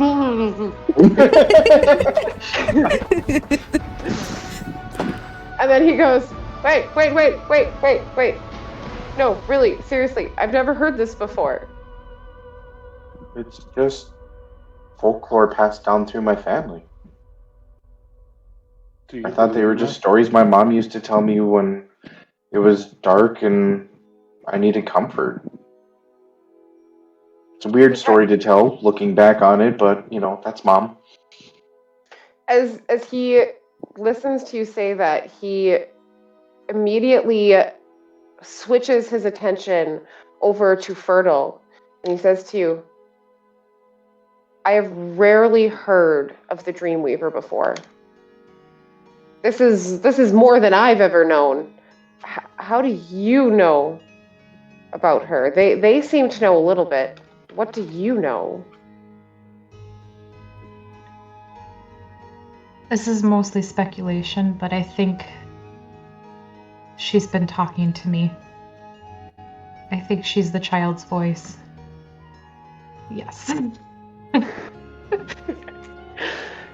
Does he have an aneurysm? Small. He has just the worst aneurysm ever. You see him fall over, get back up immediately, and wait. That didn't actually happen. Anyway. He kind of looks at you and he says, well, you're the only people who I know who have heard voices before. But as far as I know, they haven't spoken to anyone in thousands of years. The last time they spoke to anyone was when they walked this land. Sounds like there's a first time for anything. Don't think we're crazy. I mean, fair, I'm not hearing voices while I'm awake. It's mostly when I'm sleeping. But, I mean, it could just be dreams. Well, Which makes that wasn't sense. until this started talking, I guess. But yeah. I guess what I'm saying is I think we need to talk to your guild master or your temple person after we get Howard back to where he belongs. And now I'm sure I'll at least get another gold or two as he continues to write more about the different lore about how you have the voices are coming back mysteriously, and he doesn't know how it's happening, but he knows that it is something significant that the church would definitely want to hear about, so he is getting a paycheck. I don't know if we necessarily want word getting out quite yet about This is important. Doesn't this go to no? Yes. So Yeah. she's not gonna let this go further than it needs to. Okay. And my notes go directly to the Oracle. They don't trade hands with anybody. The arrangement, my contract, was signed in her presence and then will be paid out in her presence and only hers. This is the third time I've done specific business for her, and it's always been very private. I've never heard anyone talking about some of the weird things I've seen. Okay. So yeah, I think the Dreamweaver is this voice I'm hearing, and that we need to get her back home. And I kind of already said I would help her, so hopefully you guys would like to help me. Along those same lines, we were fighting that lich. There was another voice that was talking to her. And this woman was asking to go home. And she was being denied that. I say woman, I don't know if what actually it looked like it, but let's definitely between the voice comparisons between the young girl that you are all aware with now as the Dreamweaver. This voice sounded much older, much more mature, much more gravelly, but still a female kind of tone, an elderly woman's kind of voice. But only Mihara heard, correct? Correct. Correct. But there's more than one person looking to go back home. So how is this all fitting together between the voices that we're hearing, Mihara's sword talking, plus that guy from the docks telling us every second counts? How does it all tie together? And us losing time. Is there a big clock we need to find? And the It's too sand. simple. I still don't know why. So there's still so much we just don't know to even try to connect dots. Right. When you guys all sit there, I need everyone to roll an insight check for me quick. We're just sitting in this inn, right? Like Somewhere around in a breakfast. room. I assume you guys all gathered in one of the rooms before you guys went to Okay. bed. Like you either went to We the just attic, need said, better discretion. Yeah. "Prop." In front of the kids. Yeah, if we just they're tell her hearing all that of this. You're they'll just not talking about this. Yep. Did you say insight? Yeah. Or- I did well with that one. I'm just gonna say it, that 20. Yay! Nice. We're gonna figure it out. So as both Orlina and Mihara just grow blank expressions. Airplane. Like, just gone. Definitely. All right. As Red starts talking and mentioning that every second counts. Remember, Fertile has the sand. they kind of go back and forth recollecting all these things. As like Mihara says, the clock, which is not too far off. It gives you a little bit of an idea. You're like, okay, well, if all this is happening, it appears that whatever is happening is on a timer of some sort, as it keeps being referenced back to. Cordovan rolling your natural 20, even though you have not been very part of religious activities, your family did have a lot of stories and myths, as well as Fertile. There was something that always stuck out to you, just ever so slightly, when you would research certain aspects of religion. You remember that when the world was first made, everyone was brought here due to a mutual destruction of all of the other worlds. There was something that was destroying and eating entire galaxies. The skies were going dark, and it was a race against time to find a safe haven. And that is when all of the Pure came here. You don't know exactly what this entity is, but you've heard a few names tossed around lightly. Cordovan in your kind of stories, and Fertile, just a few written in text. Fertile, you know, one of them is just referred to simply as the darkness. You know, there is a general universal translation that almost every single religion anywhere across the world refers to it as this. Sometimes it's the World Eater, the Devourer, things like that. Whereas Cordovan, you've heard a couple other names. The most recent one you can pull forward in your mind is called the Timekeeper. You have heard her in reference to controlling this flow and sands of time, being able to manipulate the universe to her will, and that this was one of the reasons that the darkness consumed all.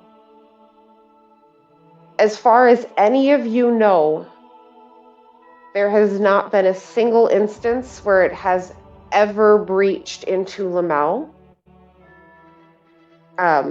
And you don't believe that it can get in as of right now.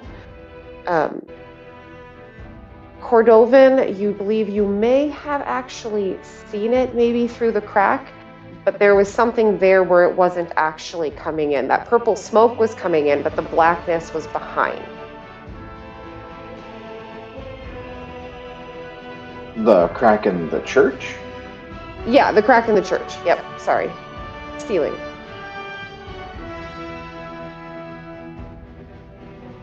Well, since we are starting to get to know each other a little bit more, Howard, have you ever heard of something referred to as the Timekeeper?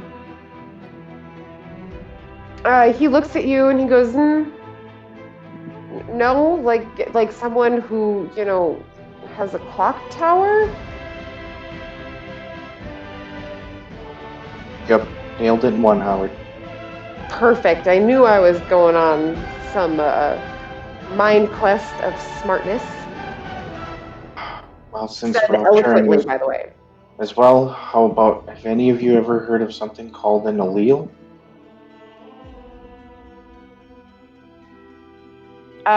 Roll a medicine check. Anyone who wants to roll a medicine check. Medicine. Oh, Interesting. I have some stats in that. I will. I Yeah. don't, but here we go.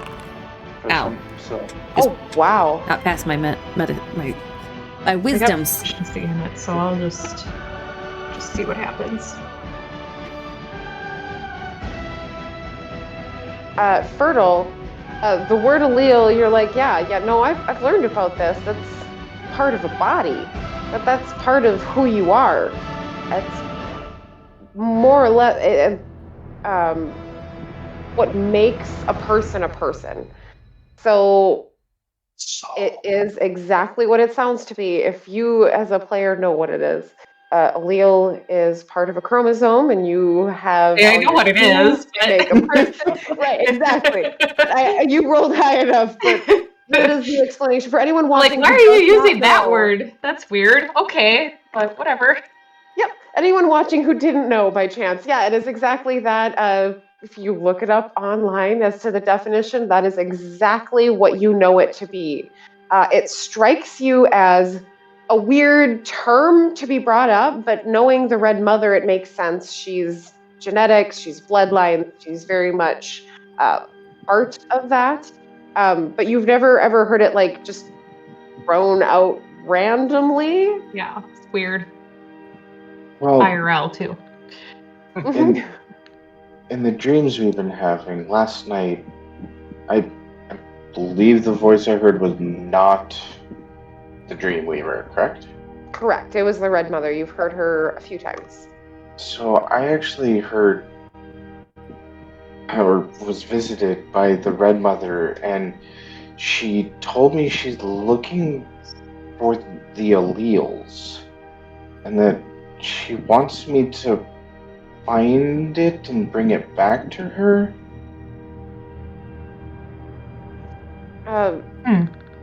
Does she wants blood? Well, I mean, it is kind of her jam. I'm not denying that. I just hold on. He's gonna roll a history check really quick. Go ahead. That lich took blood from myself and. I was just going to say the same.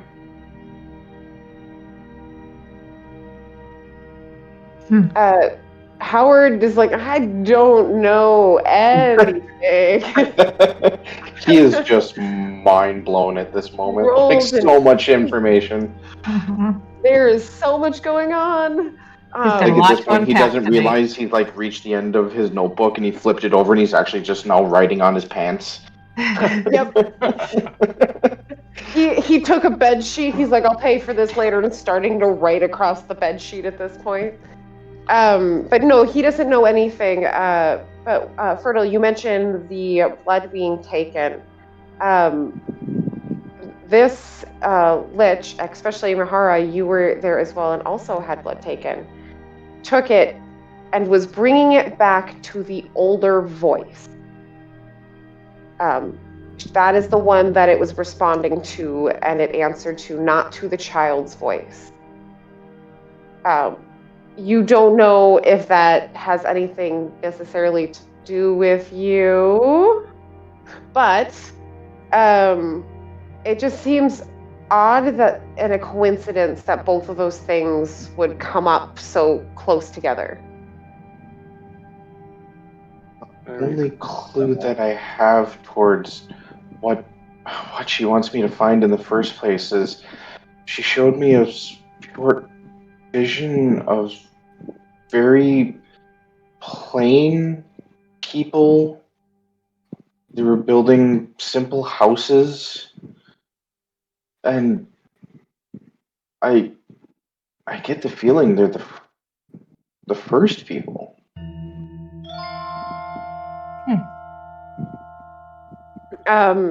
Yeah, the vision she showed you felt very much like those first people, and it was not like scary or anything. It was very calming as to watching them build the world. It was like getting to glimpse back through history and actually see the first settlers come here to an empty world and start building. And the last thing she mentioned to me is her youngest sister left remnants of her research somewhere on this world.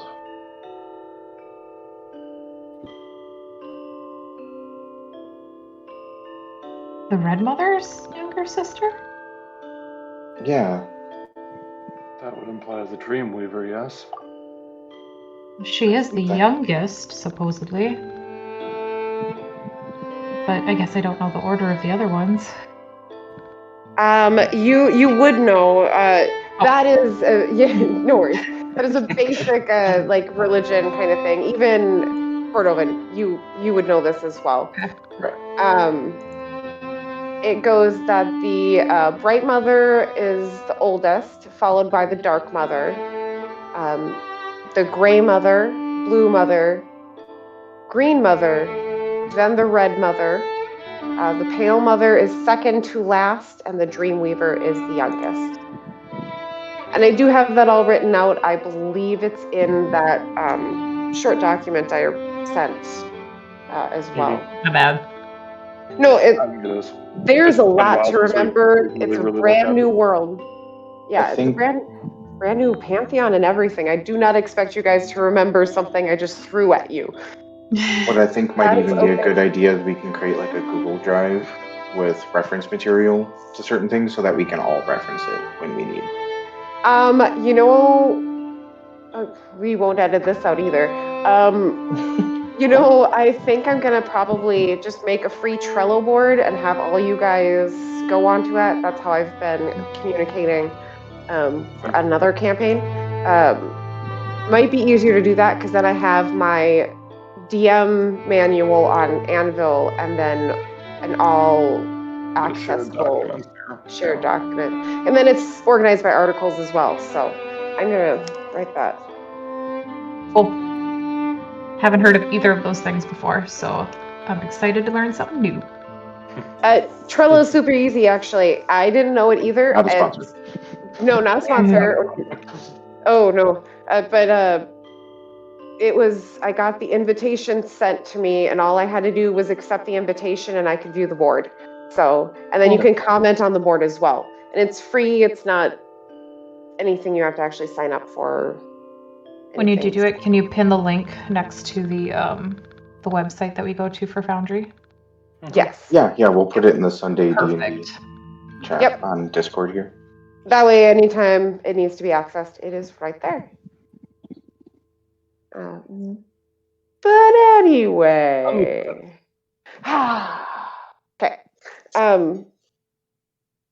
You are all still discussing. Is there anything else you wanted to touch on? Did you have any specific questions? I think I personally need some time to think this through. I think the realization that the child is the Dreamweaver is kind of mind-boggling at this point. Throw me off a bit. It's a lot to take in, for sure. And that she's talking through your sword. Have we ever tried talking back? I have. And what was that? It works. It works. Same. We've held a conversation. I told her I would get her home. And like I said, whether or not you guys want to help me is totally up to you. But I think we are inexplicably tied, like I had mentioned earlier with the purple smoke and stuff. And I can't help but feel that something bad is going to happen if we don't see this through. I have the weird feeling that something bad could happen if we do as well. Look, So it's kind of a if we do or we don't. Barring more information. Mm-hmm. So is this a win-win or a lose-lose situation that we're dealing with? I think it's I hope we don't make this world shittier than it already is, sort of thing. That's the one we're going for. This is for the greater good. Roll credits. Right? Yes, by Magdalene. And they said the name! Take a shot! How many episodes in? Oh, I stopped at like episode 2, so this is like 15, 16 without introducing myself. I'm gonna write a note in my actual introduction as my name because I just read my little script. I'm gonna have to do that. Just so I remember to do it. Oh gosh, now I was all distracted. You were just discussing whether something good or bad could happen through it. Are you all going to bunk together tonight, or are you going to separate off? Wait, We're doing wasn't two this? rooms, guys and gals. I thought this was I morning. think this is Yeah, I thought before this we was went to the bed. morning. Or is this before we went to bed? Oh, yeah. No, this is morning. You woke up. That's right. But you went back. Okay. You were. Wait. Yeah. We all and then- came together in one room, I think, to talk. Yep. Yes. Yeah. Yep. Yeah. Talk, discuss. Maybe over I got coffee. all distracted through here. That was my assumption. It was morning, and because we was had just morning. had the dream all together. Rose, you guys were all talking. He was My only writing. complaint, the coffee tastes of fish. You're not wrong, Not but wrong. it's coffee. Maybe it's cod fee. Awesome. Bad dad joke. Ugh. So we did get a long rest in. You did get a long rest in. Yes. You are welcome. It is morning. You guys are correct. You got coffee, definitely. As you came downstairs, you could smell fresh baked bread also being made. Like fish.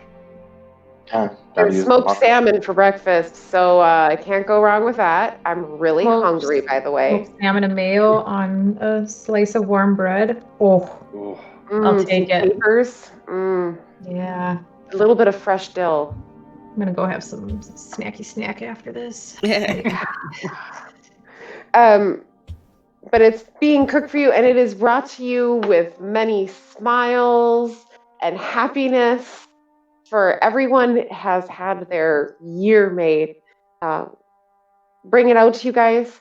They have fresh milk that is still warm. It appears that it has been from someone's local cow that they just went out and got it fresh this morning and brought it back.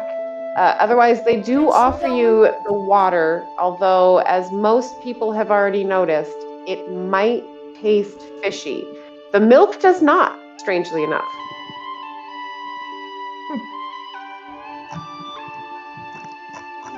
But you have your feast ready for you as the sun rises. Is there anything you guys wanted to do in this very small town? It is not very large. Just as you are aware, there wouldn't be very much trade. They aren't a rich community. You pretty much just paid for the community. I'm good. I think we should kind of keep going. I feel a sense of urgency. Like Every second counts. if Fertile was an anxious person, she'd be Anxious. Yeah, let's... Do any of the children come in while we're having our breakfast? Yes.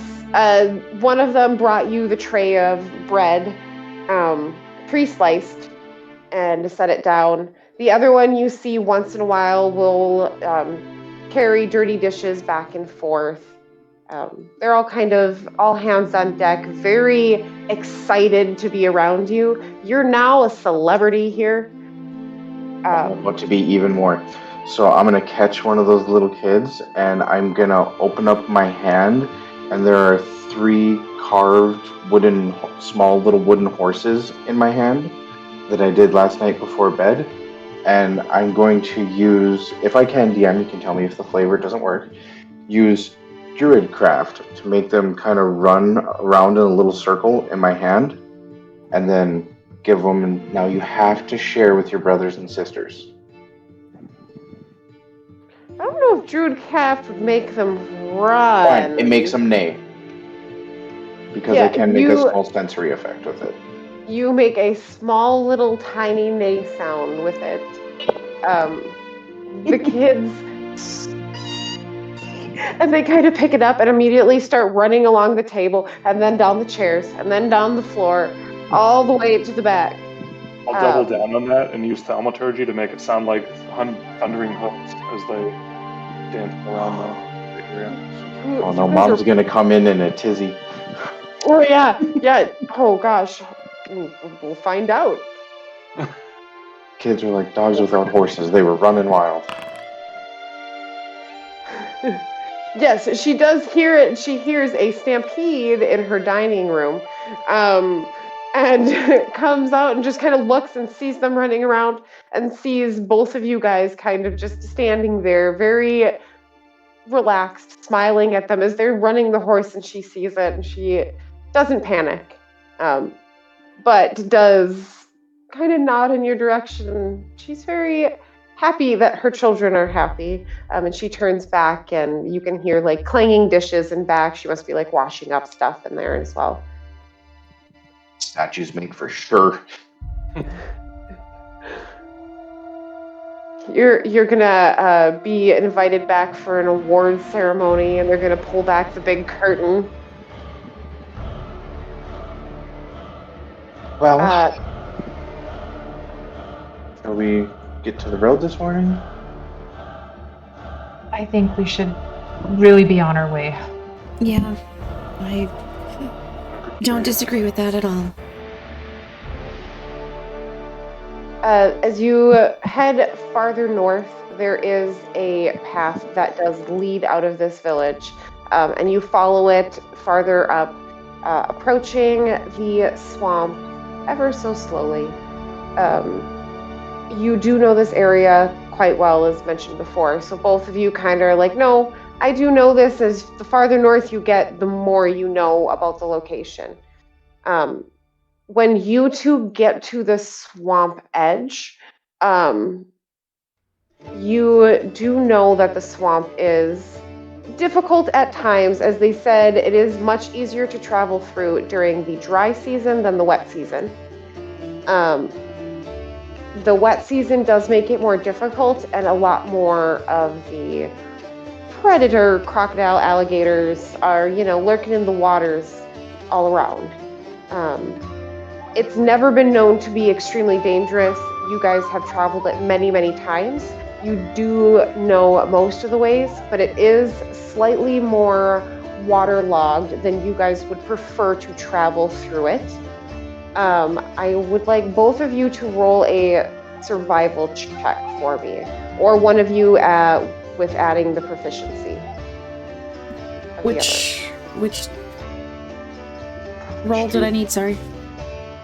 Survival. Fertile or Alina, yeah, survival. And then if you both want to do it separately, you can. Otherwise, one of you can do it and just add the other's bonus. If you want to, I'll just go ahead and add a +4 there. I'll let you roll.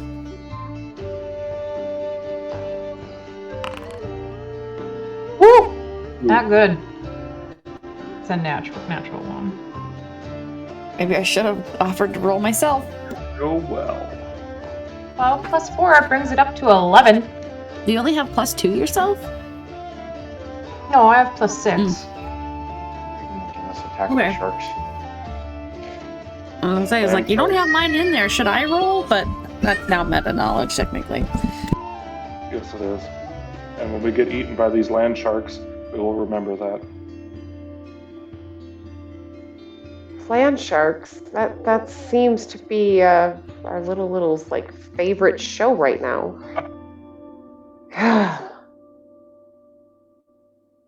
What, dear? This ambush is brought to you by insert sponsorship here. Child aggro. Child egg, yeah. Do you find that you have to kite your child everywhere you go?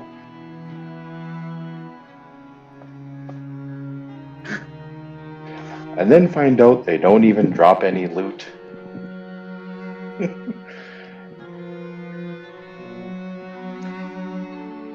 Alright, I'll be right back. Sounds like I have to do another diaper.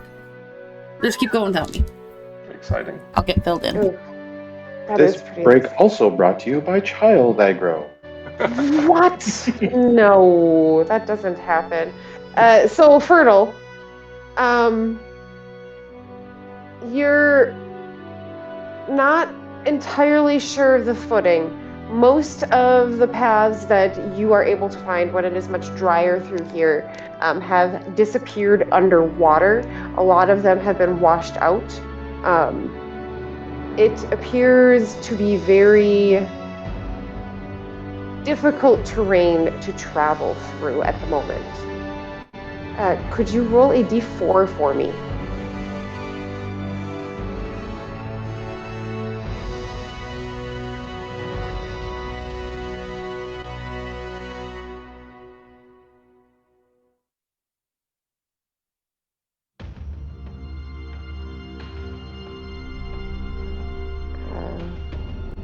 Don't pay attention to this one. I screwed up. That's okay. Not that Nope. one. This I've done one. that too. Yep. There you go. I do that frequently and have to reroll because I accidentally double click. I'm like, no. As you approach the edge of the swampland, there is a small river that has been made quite large with the new fluctuation of water right at the entrance. As you get to the river itself, the bridge that you are familiar with appears to have not fared well through the wet season. There are pieces of the bridge that appear to have fallen off into the water, as well as a sizable 10-foot, 5 to 10 foot gap, depending on where you're standing, gap between this end of the bridge and the far side. You do know that there are quite a few creatures that lurk in these waters, and that crossing the bridge is most likely the safest route. But it is also, you can see, becoming very weak. At some point, the map should switch over. Getting there. Yep. Loaded for me. Also, if we're heading into combat, do make sure you take a long rest in case you used any key points. How do I take a long rest in here? So on your character sheet, it's right under hit dice, S rest and L rest. On the character sheet. Rest. Yep. Hit. Oh, there we go.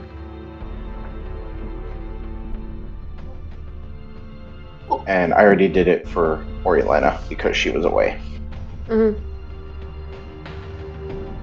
That is very helpful, and we thank you. It's really weird that you think combat's going to happen or something, though. I would never just put on a map to show you a pretty picture. Never. I'm just waiting for a big Jim to come out from underneath the bridge and, well, a toll is a toll, and a roll is a roll. Tiny. If you don't Tiny get Tom. no tolls, Tiny Tom, yes. Tiny Tom. With Sparrow Cloak. No, Sparrow Cowl. There we go. I'm on the east bank. I'm on the west bank.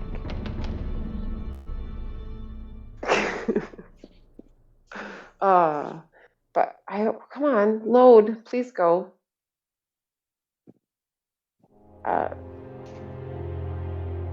Is it not even loading for you? We all drowned in the swamp. It did. It loaded for me, but it didn't. I didn't get the animations until after it said you had already loaded. So it started for me a little while ago. When eventually you do get to see this waterway and bridge, you traveled it on the way down, and it wasn't this bad. Now, it wasn't always in the best of shape. It is rather old. So you're not surprised that it has disrepair, but it is quite a significant amount compared to what you were expecting.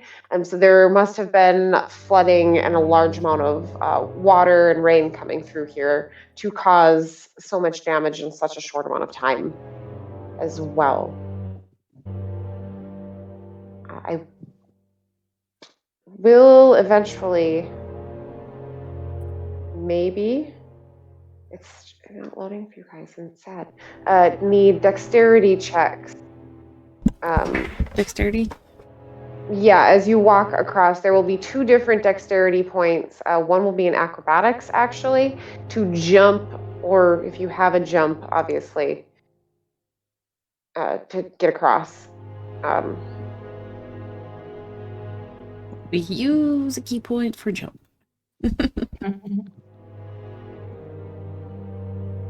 Is it a really long way, or? The suspense is killing me. Well, I was hoping for the map. Oh. Have it loaded, so. One more. Yeah, so the very first one that you're doing a dexterity check for is to try to cross this section of the bridge where it has been washed away in a chunk.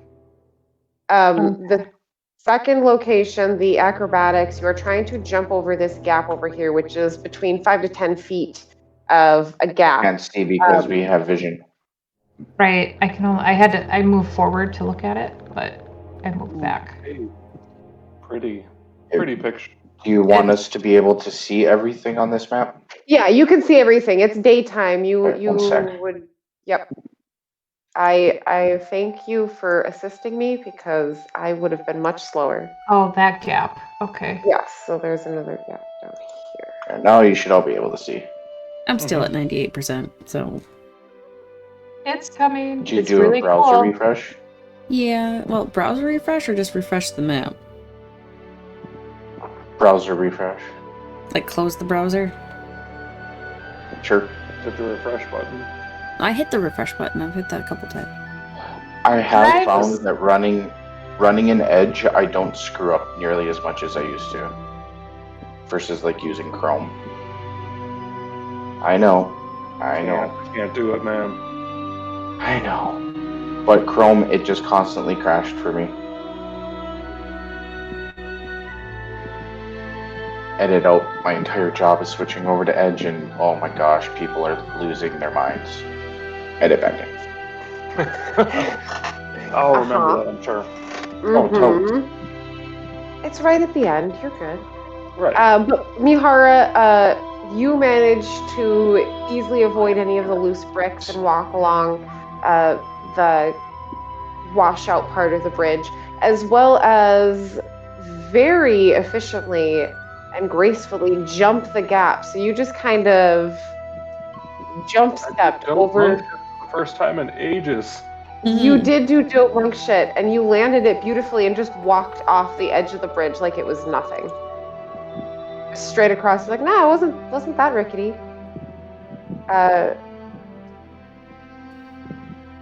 You will also need just a dexterity check. From everybody as well. I'll do it. To pass the gap. Done. Yes, you also are very familiar with this bridge, and you managed to pass the gap. Fertile, if you could do the acrobatics as well.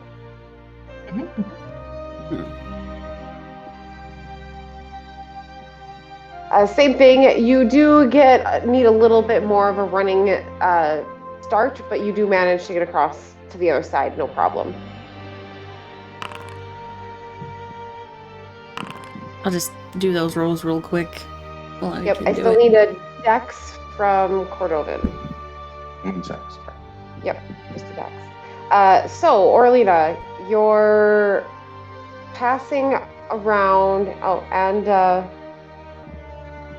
Yeah, you'll have to move me because I still, even though I closed the browser and brought it back up, I still can't.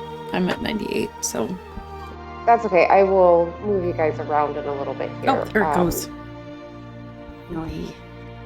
But Orlina and Red, you watch the other two go across this bridge, and you're like, I've got this. You don't quite watch where you're going. Cordovan, at one point, you step a little too close to the edge, and a brick kind of falls off. You don't fall.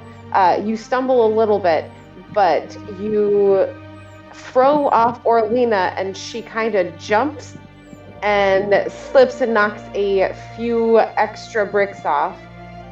You do not fall in. You manage to hold on, keep yourself stable, but you kind of inch your way past that little section.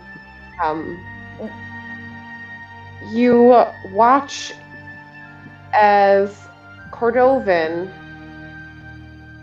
attempts to jump across the gap, doesn't quite judge the distance, and you do hear a splash as he misses the edge and falls into the water. It is not terribly deep, but you feel your feet sink into like muck.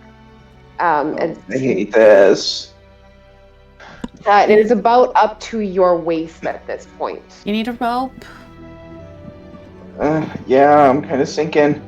Oralina, you have no problem. If you offer to tie him the rope, you jumped across, no problem. You could very easily just brace yourself and throw a rope down. Yep. Would you like to roll a strength for me? Is there anyone who would want to help her? She only has Howard. 11. He is such Howard. an anchor, if ever there was an anchor. Howard I didn't could roll to certainly see if he help, got across, but- man. He's got to do that. If we're talking strength-related things, I will definitely sit this one out. We are.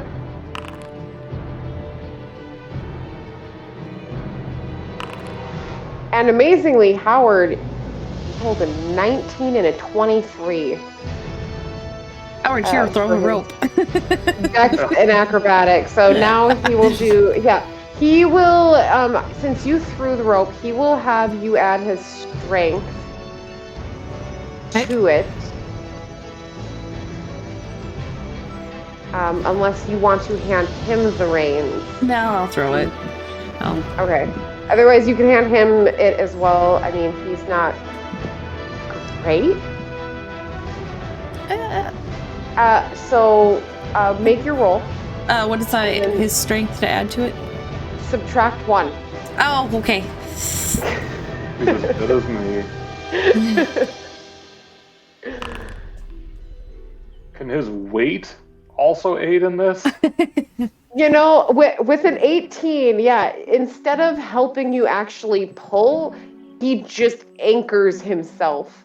And whereas he is not actually helping you pull, he is making sure you do not fall farther forward, which helps you out in the long run. You hear that kind of sound as you pull Cordovan out of the muck and start pulling him up. It is about a 10-foot... Why are you making those noises? It's about a 10-foot drop into the water and mug, so it wasn't too far. And you had a soft landing, albeit very yucky. But you pull yourself up and you are covered in a thick, brown, mucky sludge from your waist down. And yes, the river does look that dirty. Orlana, I think I ruined your outfit. That's okay. I can just get more meat, I guess. We're about to be paid quite a bit for this, so I guess there's that. And about to go to a very large city. There's at least 25 people in this one. Yes. Much bigger than the last. Doubles. This city proper would be closer to probably 2,500 people. If you look at the map too, it's a bunch of spires, so it's kind of built within this spired area. But it is a bustling city, which will be a very interesting change of pace. Very. Especially for, almost everybody. But you pull him out of the muck, and he's kind of dripping there. You make it to the other side. I want everyone to roll a perception check for me.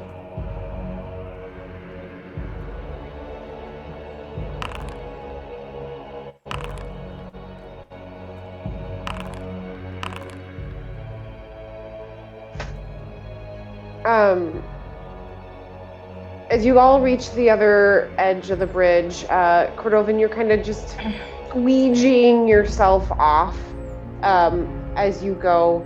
You are watching the water. You don't see anything crawl out of the water. You don't see like alligator eyes popping out of the surface either. Ominous. But what you do all notice as you look back towards the water, along the edges of the river, you see quite a few bloated fish scattered within the weeds. If you look a little closer, you notice a couple of frogs also not doing so well and expired along the shoreline. You can't see anything going through the moving water, and you don't see anything like dead alligators or crocodiles or anything like that. It appears to be the fish, frogs, a couple of maybe like crustaceans, crawfish, stuff like that that was in the water that washed ashore. From this distance, you're not quite sure how they died, but you can tell that with the bloating of fish, it's been at least a couple of days since these, and there are quite a few scattered along the shore. How does the water smell? A reference no one will understand. The Sauk River, pond scum, dead feet. Dead feet. Dead, rotting feet. Dead feet. Not a good smell. It's very much decomposing algae, green. Even patchouli wouldn't make this any better.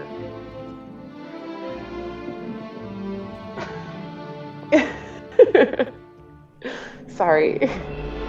But as you guys all look at the fish, is there anything you wanted to do? Did you want to approach them? Otherwise, it is a pretty disgusting scene. I understand if you do not. I'd like to gag. Yeah, I think let's just kind of keep on. I mean, this wasn't here before, right? I mean, all the dead fish and rotten smell and things. No, I mean, you do recognize like algae, yeah, that smells, but it's a lot more putrid and rotting kind of smell. You're used to walking down this bridge when it was together.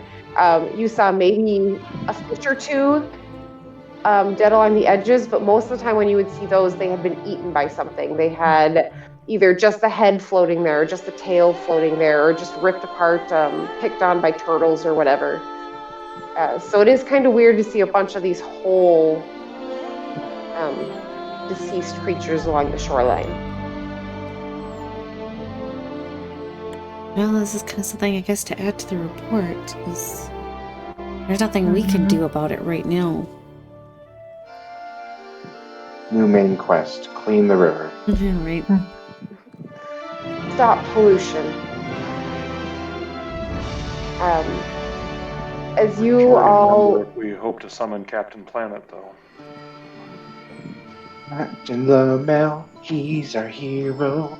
It went wrong. You accidentally summoned Pestilence. Oh no. So close. Darn it. I knew we shouldn't have skipped love. As all of you kind of pinch your noses, those of you wearing masks kind of cloth-wise, you're pretty good. It filters it out decently if you add another layer or two. Kind of cover your faces. And Howard is gagging as he's trying to write down what he sees and how weird it is to see this many dead in one spot.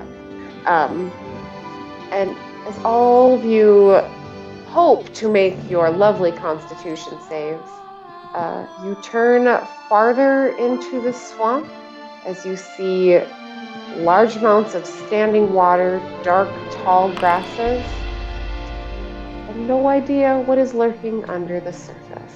Hey, Aurelita, you didn't vomit. Woo! Cordovan absolutely reeked. being With stuck that? in that mud and the water. Oh, yeah. But we will move forward into the swamps just below your destination of Veilvec next time. So thank you for playing, and we'll see you again. Good night.